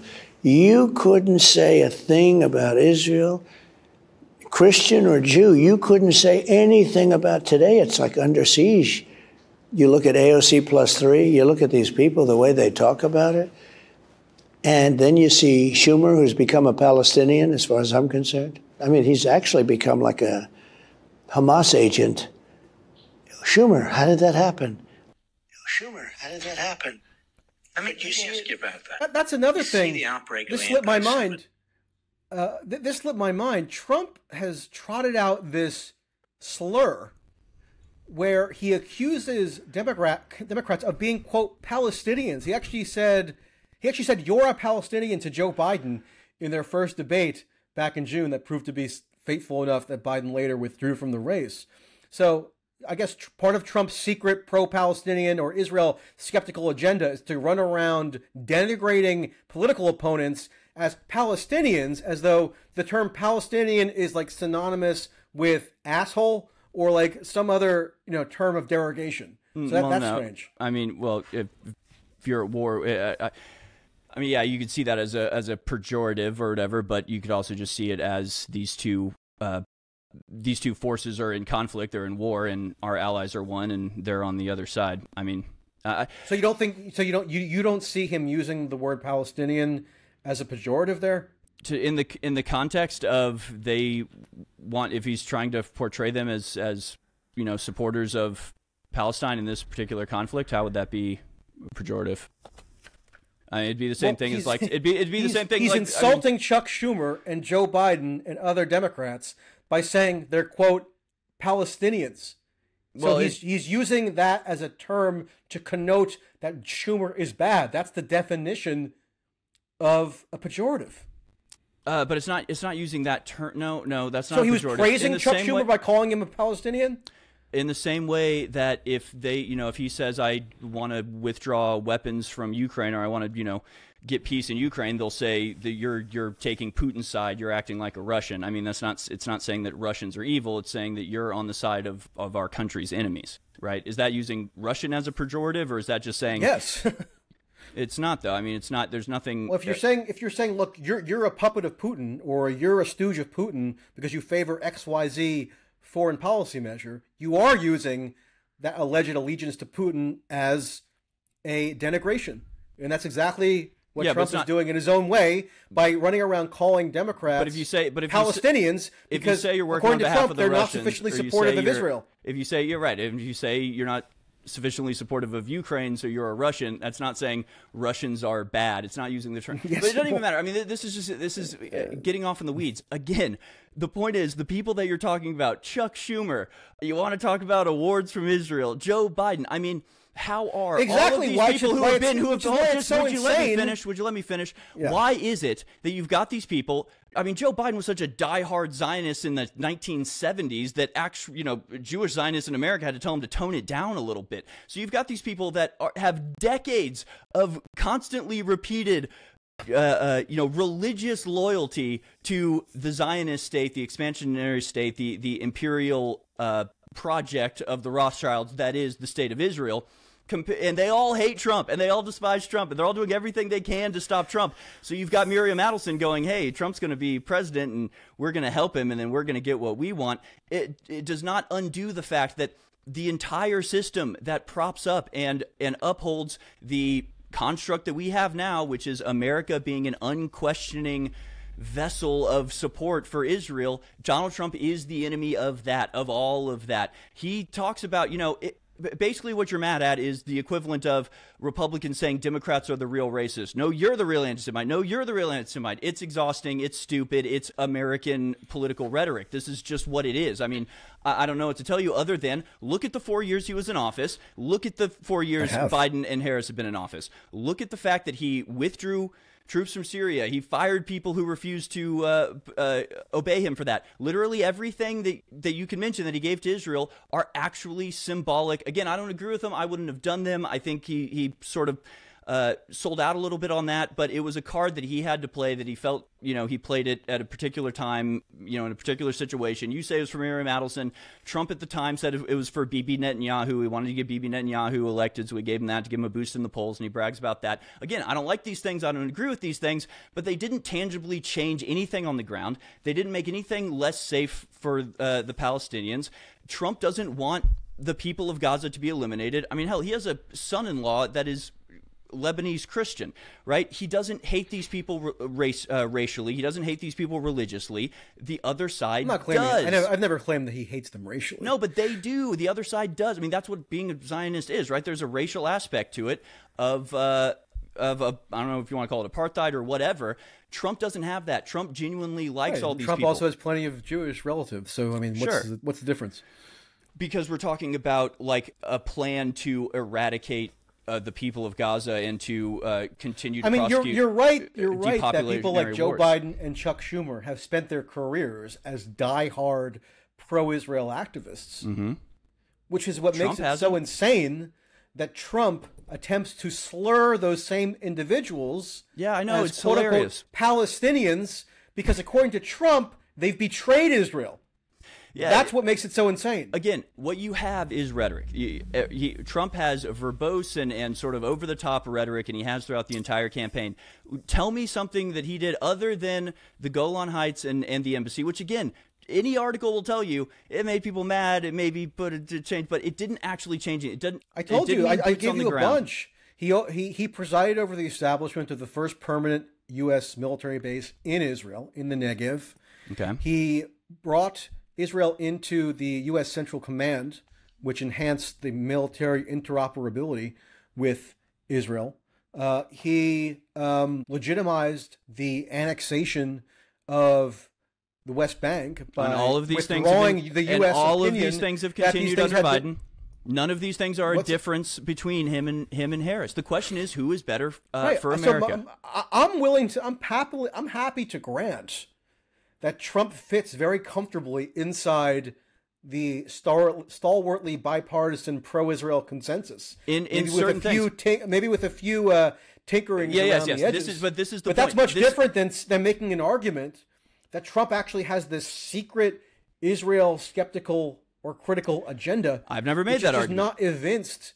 I have never made that argument. With his record or his I will tell positions. you the argument that I'm making. I'll tell you the argument. I never said he has some secret design. Although in some cases he does, but only in particular cases or under particular circumstances.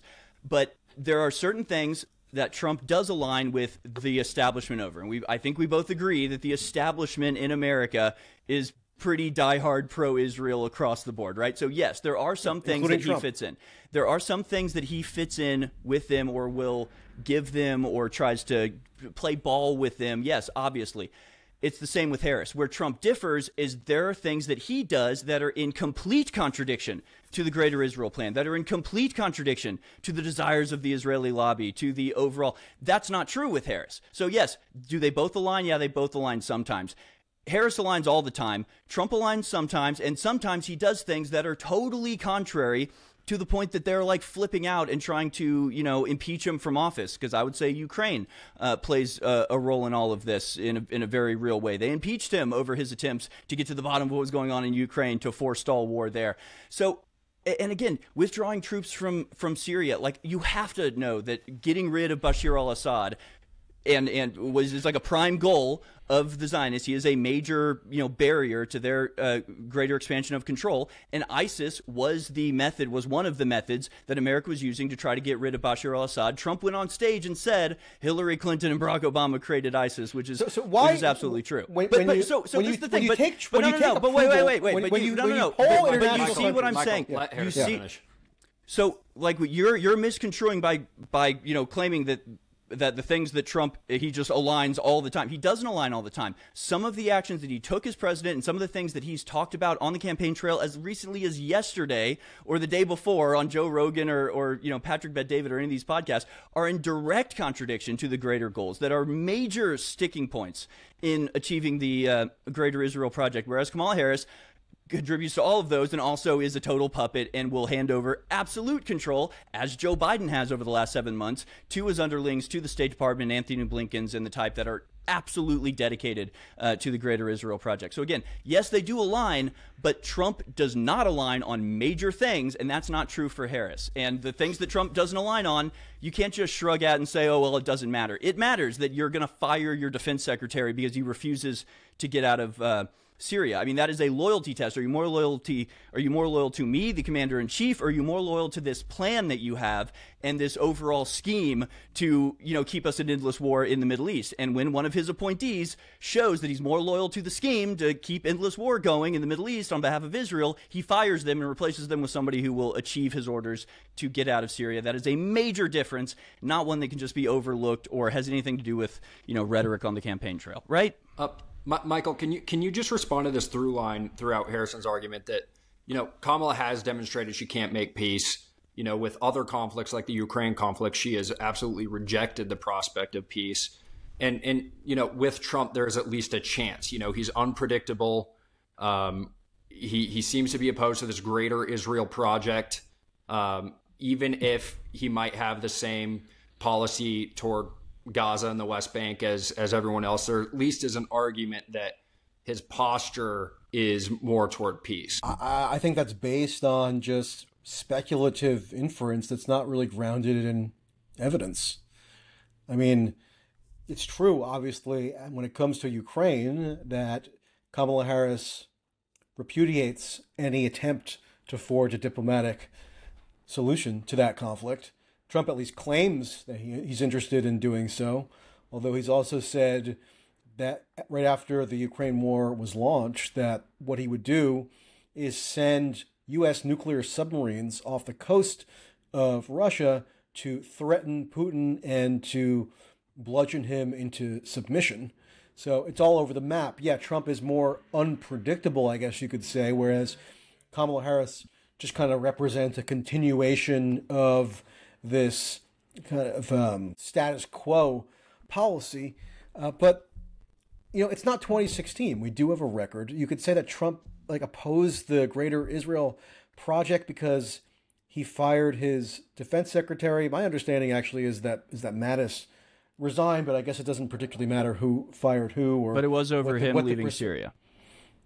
Well, right. I mean, I think that was one of the things that was cited. But Trump actually never withdrew from Syria. I mean, so it would be one thing if Trump actually followed through on what he claimed that he was ordering, but he never did it. Troops remained stationed in Syria, essentially plundering Syrian natural resources when Trump left office. And they're there to this day. I haven't heard him mention on the campaign trail that he plans to withdraw the several hundred troops, I think it is, that are currently at the Al-Tanf base in Syria. Correct me if I'm wrong. And again, where Israel policy intersects with the more tangible initiatives that Israel is launching, like the West Bank annexation, like invading and occupying Lebanon, which they've done now and which Trump called Netanyahu to congratulate him on, like the pulverization campaign in Gaza, which Trump has all the way through endorsed and actually called on Israel to accelerate and to prevent the dissemination of unflattering imagery that might redound to Israel's discredit on a PR level. None of it is at all in discordance with the aims of the Netanyahu government and Israel writ large. I mean, why is it that when foreign countries are surveyed on their approval ratings for U.S. political figures, why is Israel always at the very top, along with maybe Poland and one or two other countries, as the most favorable country toward Israel? Meaning the country that supports Trump the most. Let me rephrase. Israel is at the top of the list in terms of countries whose populations have the most positive view of Trump. Trump has the highest approval ratings among virtually any country in Israel. Are they all mistaken? Are they all just not aware that Trump is actually opposed to the Greater Israel Project? Or did they look at what Trump did when he was in power? We've been over many of the examples that bolstered Israel, further entangled the U.S. with Israel, and that culminated in this, fake peace deal that Trump continues to tout, the Abraham Accords, which further entangled even more the U.S. in the Middle East by, again, setting up arms deal arrangements with the Gulf potentates in exchange for normalization with Israel, bringing Israel into the U.S. Central Command, which also intensified operational ties between the U.S. and Israel. So maybe the Israelis are somewhat rational in viewing Trump so overwhelmingly favorably, and not because they've just been tricked and Trump actually is somehow contradictory to their interests, but rather is furthering their interest, and that's why they love him so much.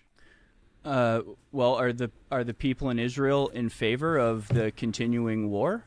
I mean, there's like 100,000, maybe not quite so many, yeah, but so is Trump. The tens of thousands of Israelis that have been evicted from their houses and are living as refugees in their own countries want to continue that situation. I mean, this is the thing. They want to achieve what they see as victory in the war, which means continuing the Israeli war effort to its full fruition, which Trump is all on board with. They want it to be, again, I guess you'll have to, ask Israelis, and I imagine they all have different... I was in Israel, and one of my key observations is that the more hardline religious the Israeli, the more supportive they were of Trump. And those are the people who comprise... I mean, Netanyahu's government is unprecedented in terms of the powerful positions that he bestowed to genuine hardliners within, who are ministers in the government, like Ben-Gvir, Smotrich, genuine religious fanatics who are the most supportive of all of Trump. They love that when they basically had an orgasm when Trump dispatched Mike Pompeo, another anti-deep state operative who is still in the Trump firmament for a next administration. Trump just last week said that he's considering that Pompeo is in the running for another top administration job. When Trump dispatched his Secretary of State, Pompeo, to the West Bank to take the unprecedented action of visiting Jewish settlements and declaring them as legal in terms of the U.S. policy standpoint, people like Smotrich and Ben-Gvir, they were euphoric. And maybe they were rational for being so euphoric. They actually constantly criticized Biden because although Biden has supplied this unending supply of material for the war effort, to them it's not enough. So they're actually aligned with Trump in terms of that critique. Trump over and over again is assiduously aligned with the most hardline messianic elements within Israel. I actually visited settlements myself when I was there, and the same sentiment is very much visible. These people love Trump, and they are rational to do so. Yeah, okay. I mean, I guess that's fine, but I would still say that it doesn't really matter to me what the people of Israel want. I would say they are mistaken, since he has explicitly said, we're not going to let the apocalypse come about. We're not going to let Armageddon happen, which is directly in line with the messianic design. So if you have Trump actively contradicting that, I mean, that doesn't exactly line up. That's a low bar. Trump has said that he doesn't want the apocalypse, so therefore everybody in Israel is mistaken for thinking that Trump is ardently pro-Israel. And if you're talking about messianic Jews or hardcore evangelical Christians, Trump endorsed the messianic Jewish settlements. Those are who the settlers are. They're messianic. Again, the Trump administration countenance those settlements. Here, Michael. Well, he also took. We got to wrap up here soon. Just let him respond. Don't interrupt, and then we'll move into closing statements. He also took credit for withdrawing the annexing agreement, or Benjamin Netanyahu made some statement where he said we've been allowed to annex the West Bank, and Trump had to come out and say no, we never agreed to that. And why would he call for Netanyahu's impeachment like a week after October 7th if he's such a diehard supporter of Benjamin Netanyahu? I mean, that was widely reported. Same thing as him saying F Bibi Netanyahu. I mean, this is the thing. They'll glad hand, they'll shake hands, he'll say what he needs to get the support. I mean, this is politics. He has millions of Jewish supporters in America who want him to do this and will vote and contribute to his campaign on the basis of this. Again, maybe he wants to get them something. Maybe he wants to, show some loyalty to them if they show loyalty to him. But on the other side are people that are religiously dedicated to this. And again, it doesn't really matter to me whether you're a, hardcore messianic, Orthodox person in Israel, or if you're Anthony Blinken, who doesn't seem, hardcore in that regard, and yet is the one facilitating the weapons transfers. He's the one who's going over ostensibly to negotiate ceasefires and coming back empty-handed. I mean, it's not actually that big of a distinction in terms of Israel achieving its goals, whether the motivation is the secular Zionist Jew in America or the hardcore Israeli Zionist over there, right wing versus left wing. It doesn't actually matter that much. The point is, as I keep saying, the project of Greater Israel, which is the ultimate goal of the Zionists, like if they're all for Trump, they're making a mistake because he's not going to send American troops. Israel does not have the manpower to pull off to pull off what they want. So America's involvement is necessary. If they're expecting Trump to get involved in militarily in the Middle East, they're wrong. He's not going to. He's obviously not going to. He's made it a central pillar of his political life since the moment he stepped on the debate stage in 2016. Or 2015, all the way back then.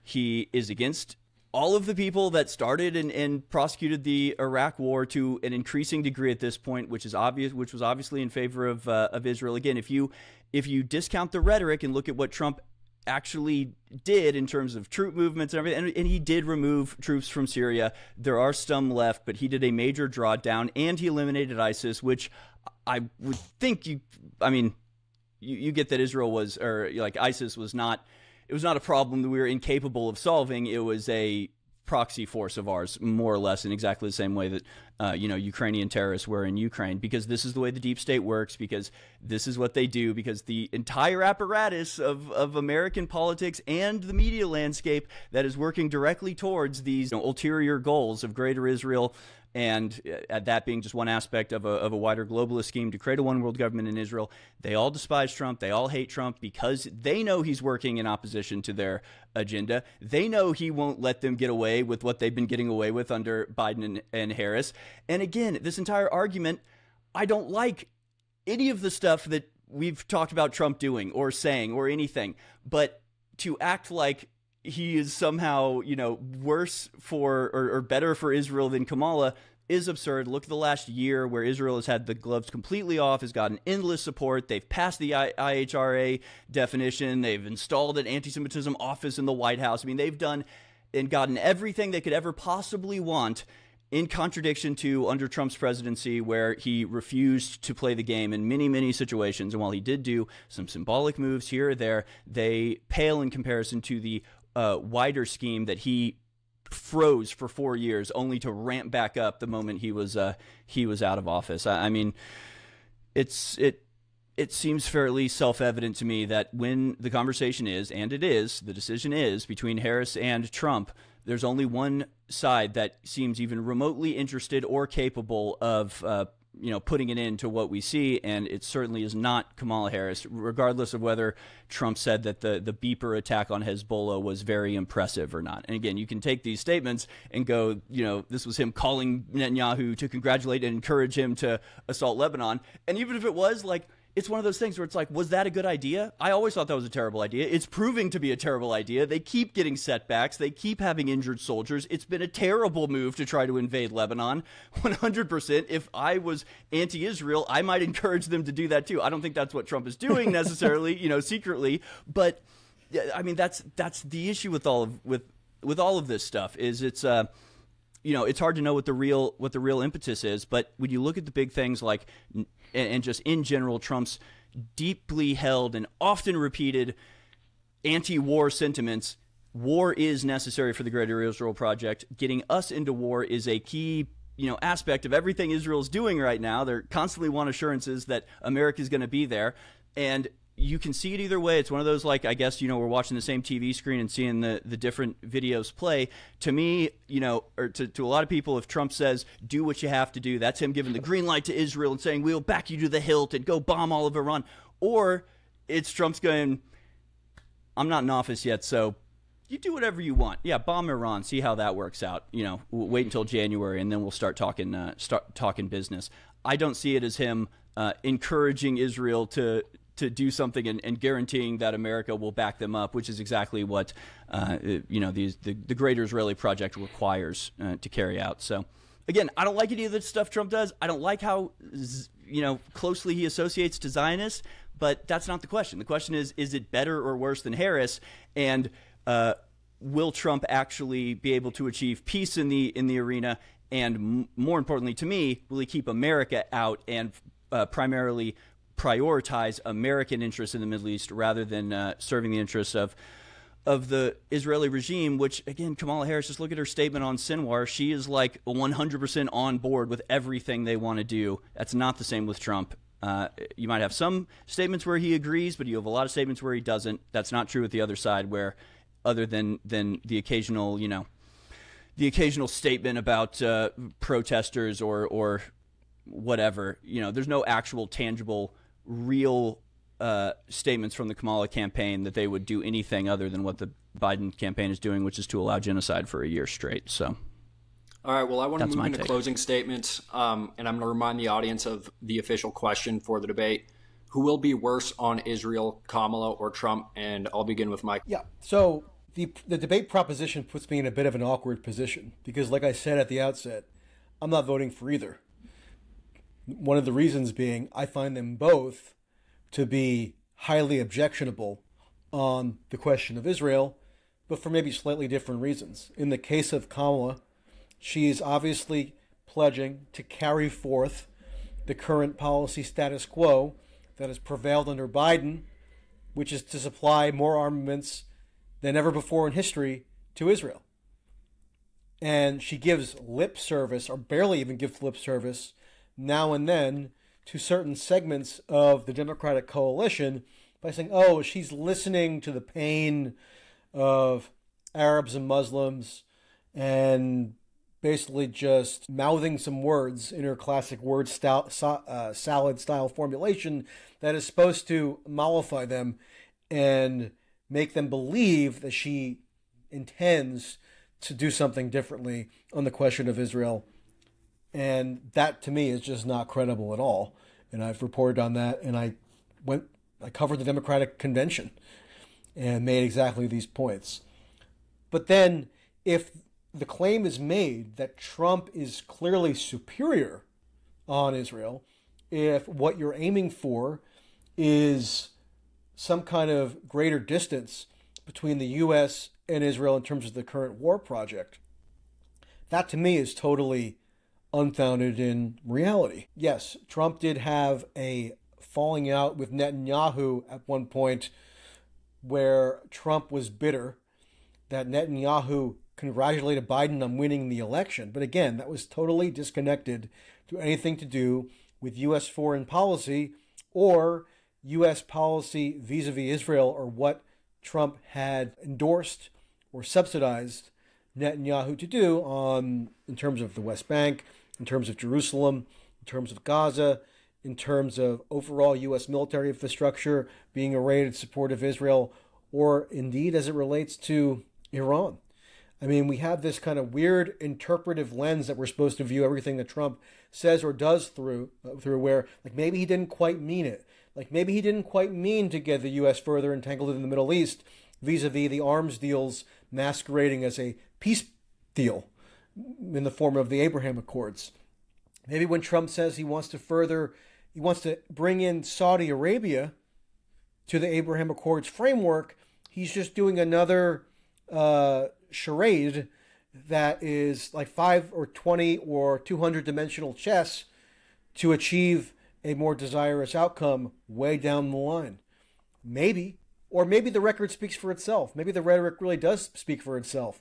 Maybe the donor largesse really does speak for itself, and it's not this crazy scheme to achieve something other than what it appears to be.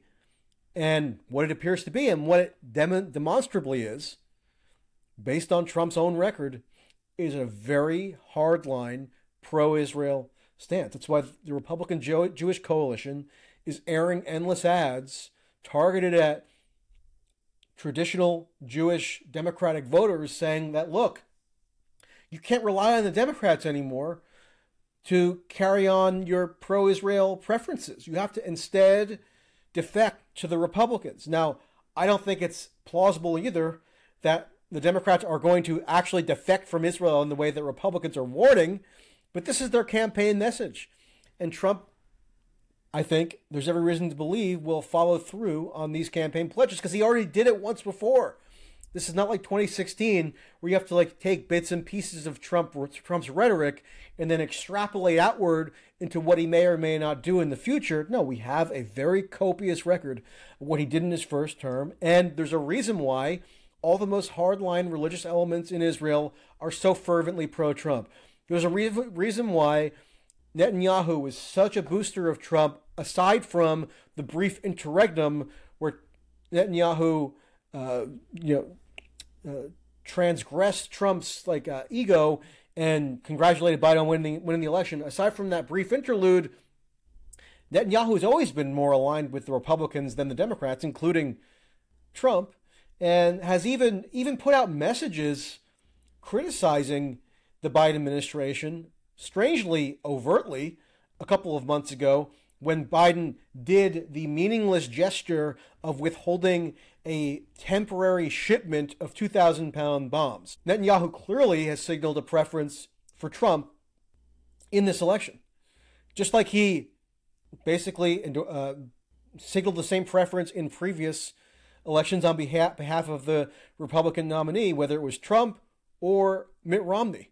Because guess what? Trump and Romney are really not that much different when it comes to this policy issue, as much as people who are trying to furnish an argument in favor of voting for Trump want to disassociate Trump from the so-called establishment. Well, I got news for you. Trump has more or less been controlling the Republican Party to historically unprecedented degrees for years, and under Trump's tutelage, the Republican Party is probably more fanatically pro-Israel than it's ever been.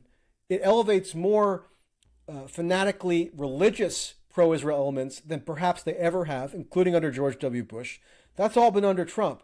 Trump is the one who goes around saying that the United States in the year 2024 is reminiscent of the period before the Holocaust in Germany because of all the allegedly anti-Semitic rancor that's been allowed to be unleashed.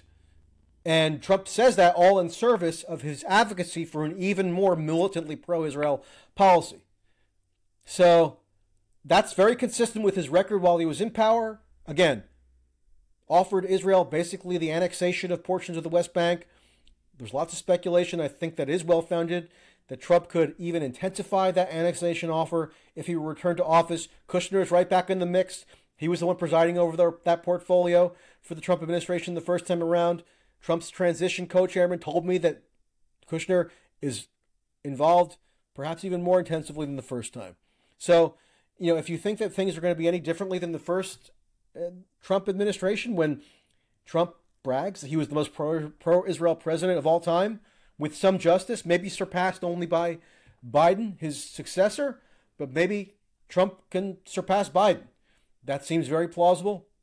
And if you think that Trump has some secret plan to withdraw from the Middle East, that's why he's calling for the bombing of Iran's nuclear sites and bombing Iran to smithereens and developing this vendetta against Iran because he's been told by elements of the deep state who he now believes credulously are maneuvering to assassinate him. If you want to believe all that, you're more than welcome to. I'm more interested in staying a bit more grounded in reality, where I can impartially examine, to the best of my ability, both candidates, rather than cheerlead for one candidate based on fantastical delusions of what he did in office and what he's promising to do for a second time. Harrison, go ahead with yours. All right. Yeah, again, you can choose not to vote, but the decision still is between Harris and Trump, and that is the prompt of this debate was who would be better. And putting aside campaign rhetoric, which is most of what you talked about there, often out of context, usually without it's not official policy, but rather sort of again, just overly verbose statements from Trump where, just like he says, he's the best president Black America's ever had. He's the best president Jewish Americans have ever had. I mean, this is the type of thing you say to get elected. And obviously, you want to go overboard when the opposition has made a primary pillar of their entire campaign the fact that you are Hitler himself reborn. So aside from the political rhetoric that is absolutely abysmal in America and does consist mostly of just calling your opponent Hitler or anti-Semitic, which is annoying, aside from the political rhetoric, the reality of what Trump achieved during his first administration was a more or less complete stop of many of the wars and ulterior motivated schemes that the deep state, or whatever you want to call it, the Israeli lobby, was interested in carrying out around the world. He obviously made it a key part of his administration to withdraw from the Middle East, to not participate in any wars there. He has routinely made that promise over and over again. He is the one who is responsible for taking down the various regimes that kept us in Iraq for 20 years and that got us there in the first place, which were obviously at the request of Benjamin Netanyahu. In a very real way, Trump represents a threat to the entire establishment, which does work in tandem and in coordination to facilitate American support endlessly and conditionlessly to the state of Israel. Trump is obviously opposed to all of them, everyone from the Bushes and the Cheneys to the mainstream media and just about everything in between. This is obvious, and again, aside from rhetoric on the campaign trail, he's proven that when it comes to his desire to not participate in things that cost America and benefit Israel, he's willing to fire even people like, or demand the resignation of even people like the Defense Secretary Jim Mattis, as he did in 2018 when Jim Mattis refused to withdraw from troops from Syria. So again, in the big picture stuff, Trump is clearly the only option for peace. You can't even make the argument that it would be Kamala Harris. I don't disagree with you that Trump is too Zionist. Trump is too beholden to his Israeli donors. The rhetoric about anti-Semitism on college campuses is ridiculous. Calling Chuck Schumer a Palestinian is hilarious and makes no sense whatsoever. I'm with you on all of that. But the question is, which administration presided over no new wars and very deftly avoided a trap to get us further or completely involved in Syria under the, with the chemical attack, total false flag, but the entire media establishment, the entire political establishment, the military industrial complex, the foreign policy establishment, all of them were goading and cheering for Trump to start a war in the Middle East. Clearly, all of these people are diehard pro-Israel people. Clearly, these people have that priority first and foremost. Trump defeated all of them, defied all of them, tricked all of them, pretended to launch a giant attack when, in fact, he had warned Russia beforehand to get out, so there was no actual damage and it could end right there. That's the type of thing that only Trump has been able to pull off in my entire lifetime. In my entire lifetime, I have seen our presidents and our wider political establishment become more and more pro-Israel, more and more beholden to the Israeli lobby. Trump is the one person that bucks that system and does not spinelessly cower to whatever they demand. While he does help them out sometimes, and while he does align with them at certain times, while he does give them symbolic victories and brag about it, in an over-the-top way, when it comes to the real designs of the Greater Israel Project and depopulating Gaza, Trump clearly to this day is against all of that. He said there's not going to be a war in Iran. J.D. Vance reiterated no war in Iran, no regime change in Iran. American boots on the ground is not really an option with Trump, but it's absolutely necessary for the achievement of Greater Israel. So I think that if Harris gets into office, we'll see what we've seen for the last year, which is a continual exercise of genocidal attacks by Israel on Gaza. That's not going to change. So, if you're looking at Kamala and Trump, which is what we're doing here, which is what the decision America will make, neither one of them are anti-Israel, obviously. Neither one of them are going to hurt Israel as a matter of policy, obviously. But when it comes to a candidate that either expresses a desire to bring about peace and can achieve it, there really only is one answer. It's Donald Trump. And I'm sorry you think it's delusional for me to state the historical facts about what happened in terms of us getting more involved in Syria, but these things actually happened. We all saw them happen. We all witnessed them and experienced them in real time. So they're not delusional. They actually happened, and it gives you an insight into the way Trump deals with these instances of foreign policy and the foreign policy establishment being at odds with what's best for the American people and keeping America out of war. Trump is the peace president. That much is obvious. Kamala Harris is purely a puppet of the establishment, which is, in totality, is really controlled at that level when it comes to the State Department and foreign policy. You're either voting for the puppet of the Israeli lobby or somebody who participates in their schemes sometimes, but has also shown and proven that he has the ability to defy their greatest and largest goals. Again, I don't like how devoted to Israel Donald Trump is. I'm not a big fan of that, but I don't buy for a single second that Kamala Harris is any different, except that she's too weak and incapable to do anything to stop what's going on right now. So that is the question between Kamala Harris and Donald Trump. I'm not arguing with you that Trump is to Israel first. That's not an argument. You're not arguing with me in that case. The question is which is more and which is better. And again, not even worse for Israel. I don't want anything bad to happen to Israel, but I don't want American troops dying for Israel, and I don't want the Greater Israel Project to succeed with American blood. And Donald Trump is the only one that offers even a remote possibility of that being the case. So I've really enjoyed this. Thank you for having me on, and I've had a lot of fun here. I hope Michael has too. Yeah, well, that wraps up our 11th Zero Hedge debate. I'd like to thank Harrison and Michael for participating, and I'd also like to thank JM Bullion for sponsoring. And if you enjoyed this, please like, share, and comment with who you thought won this debate. And make sure to subscribe to Zero Hedge and Human Reaction. Thank you so much, and tune into the future Zero Hedge debates.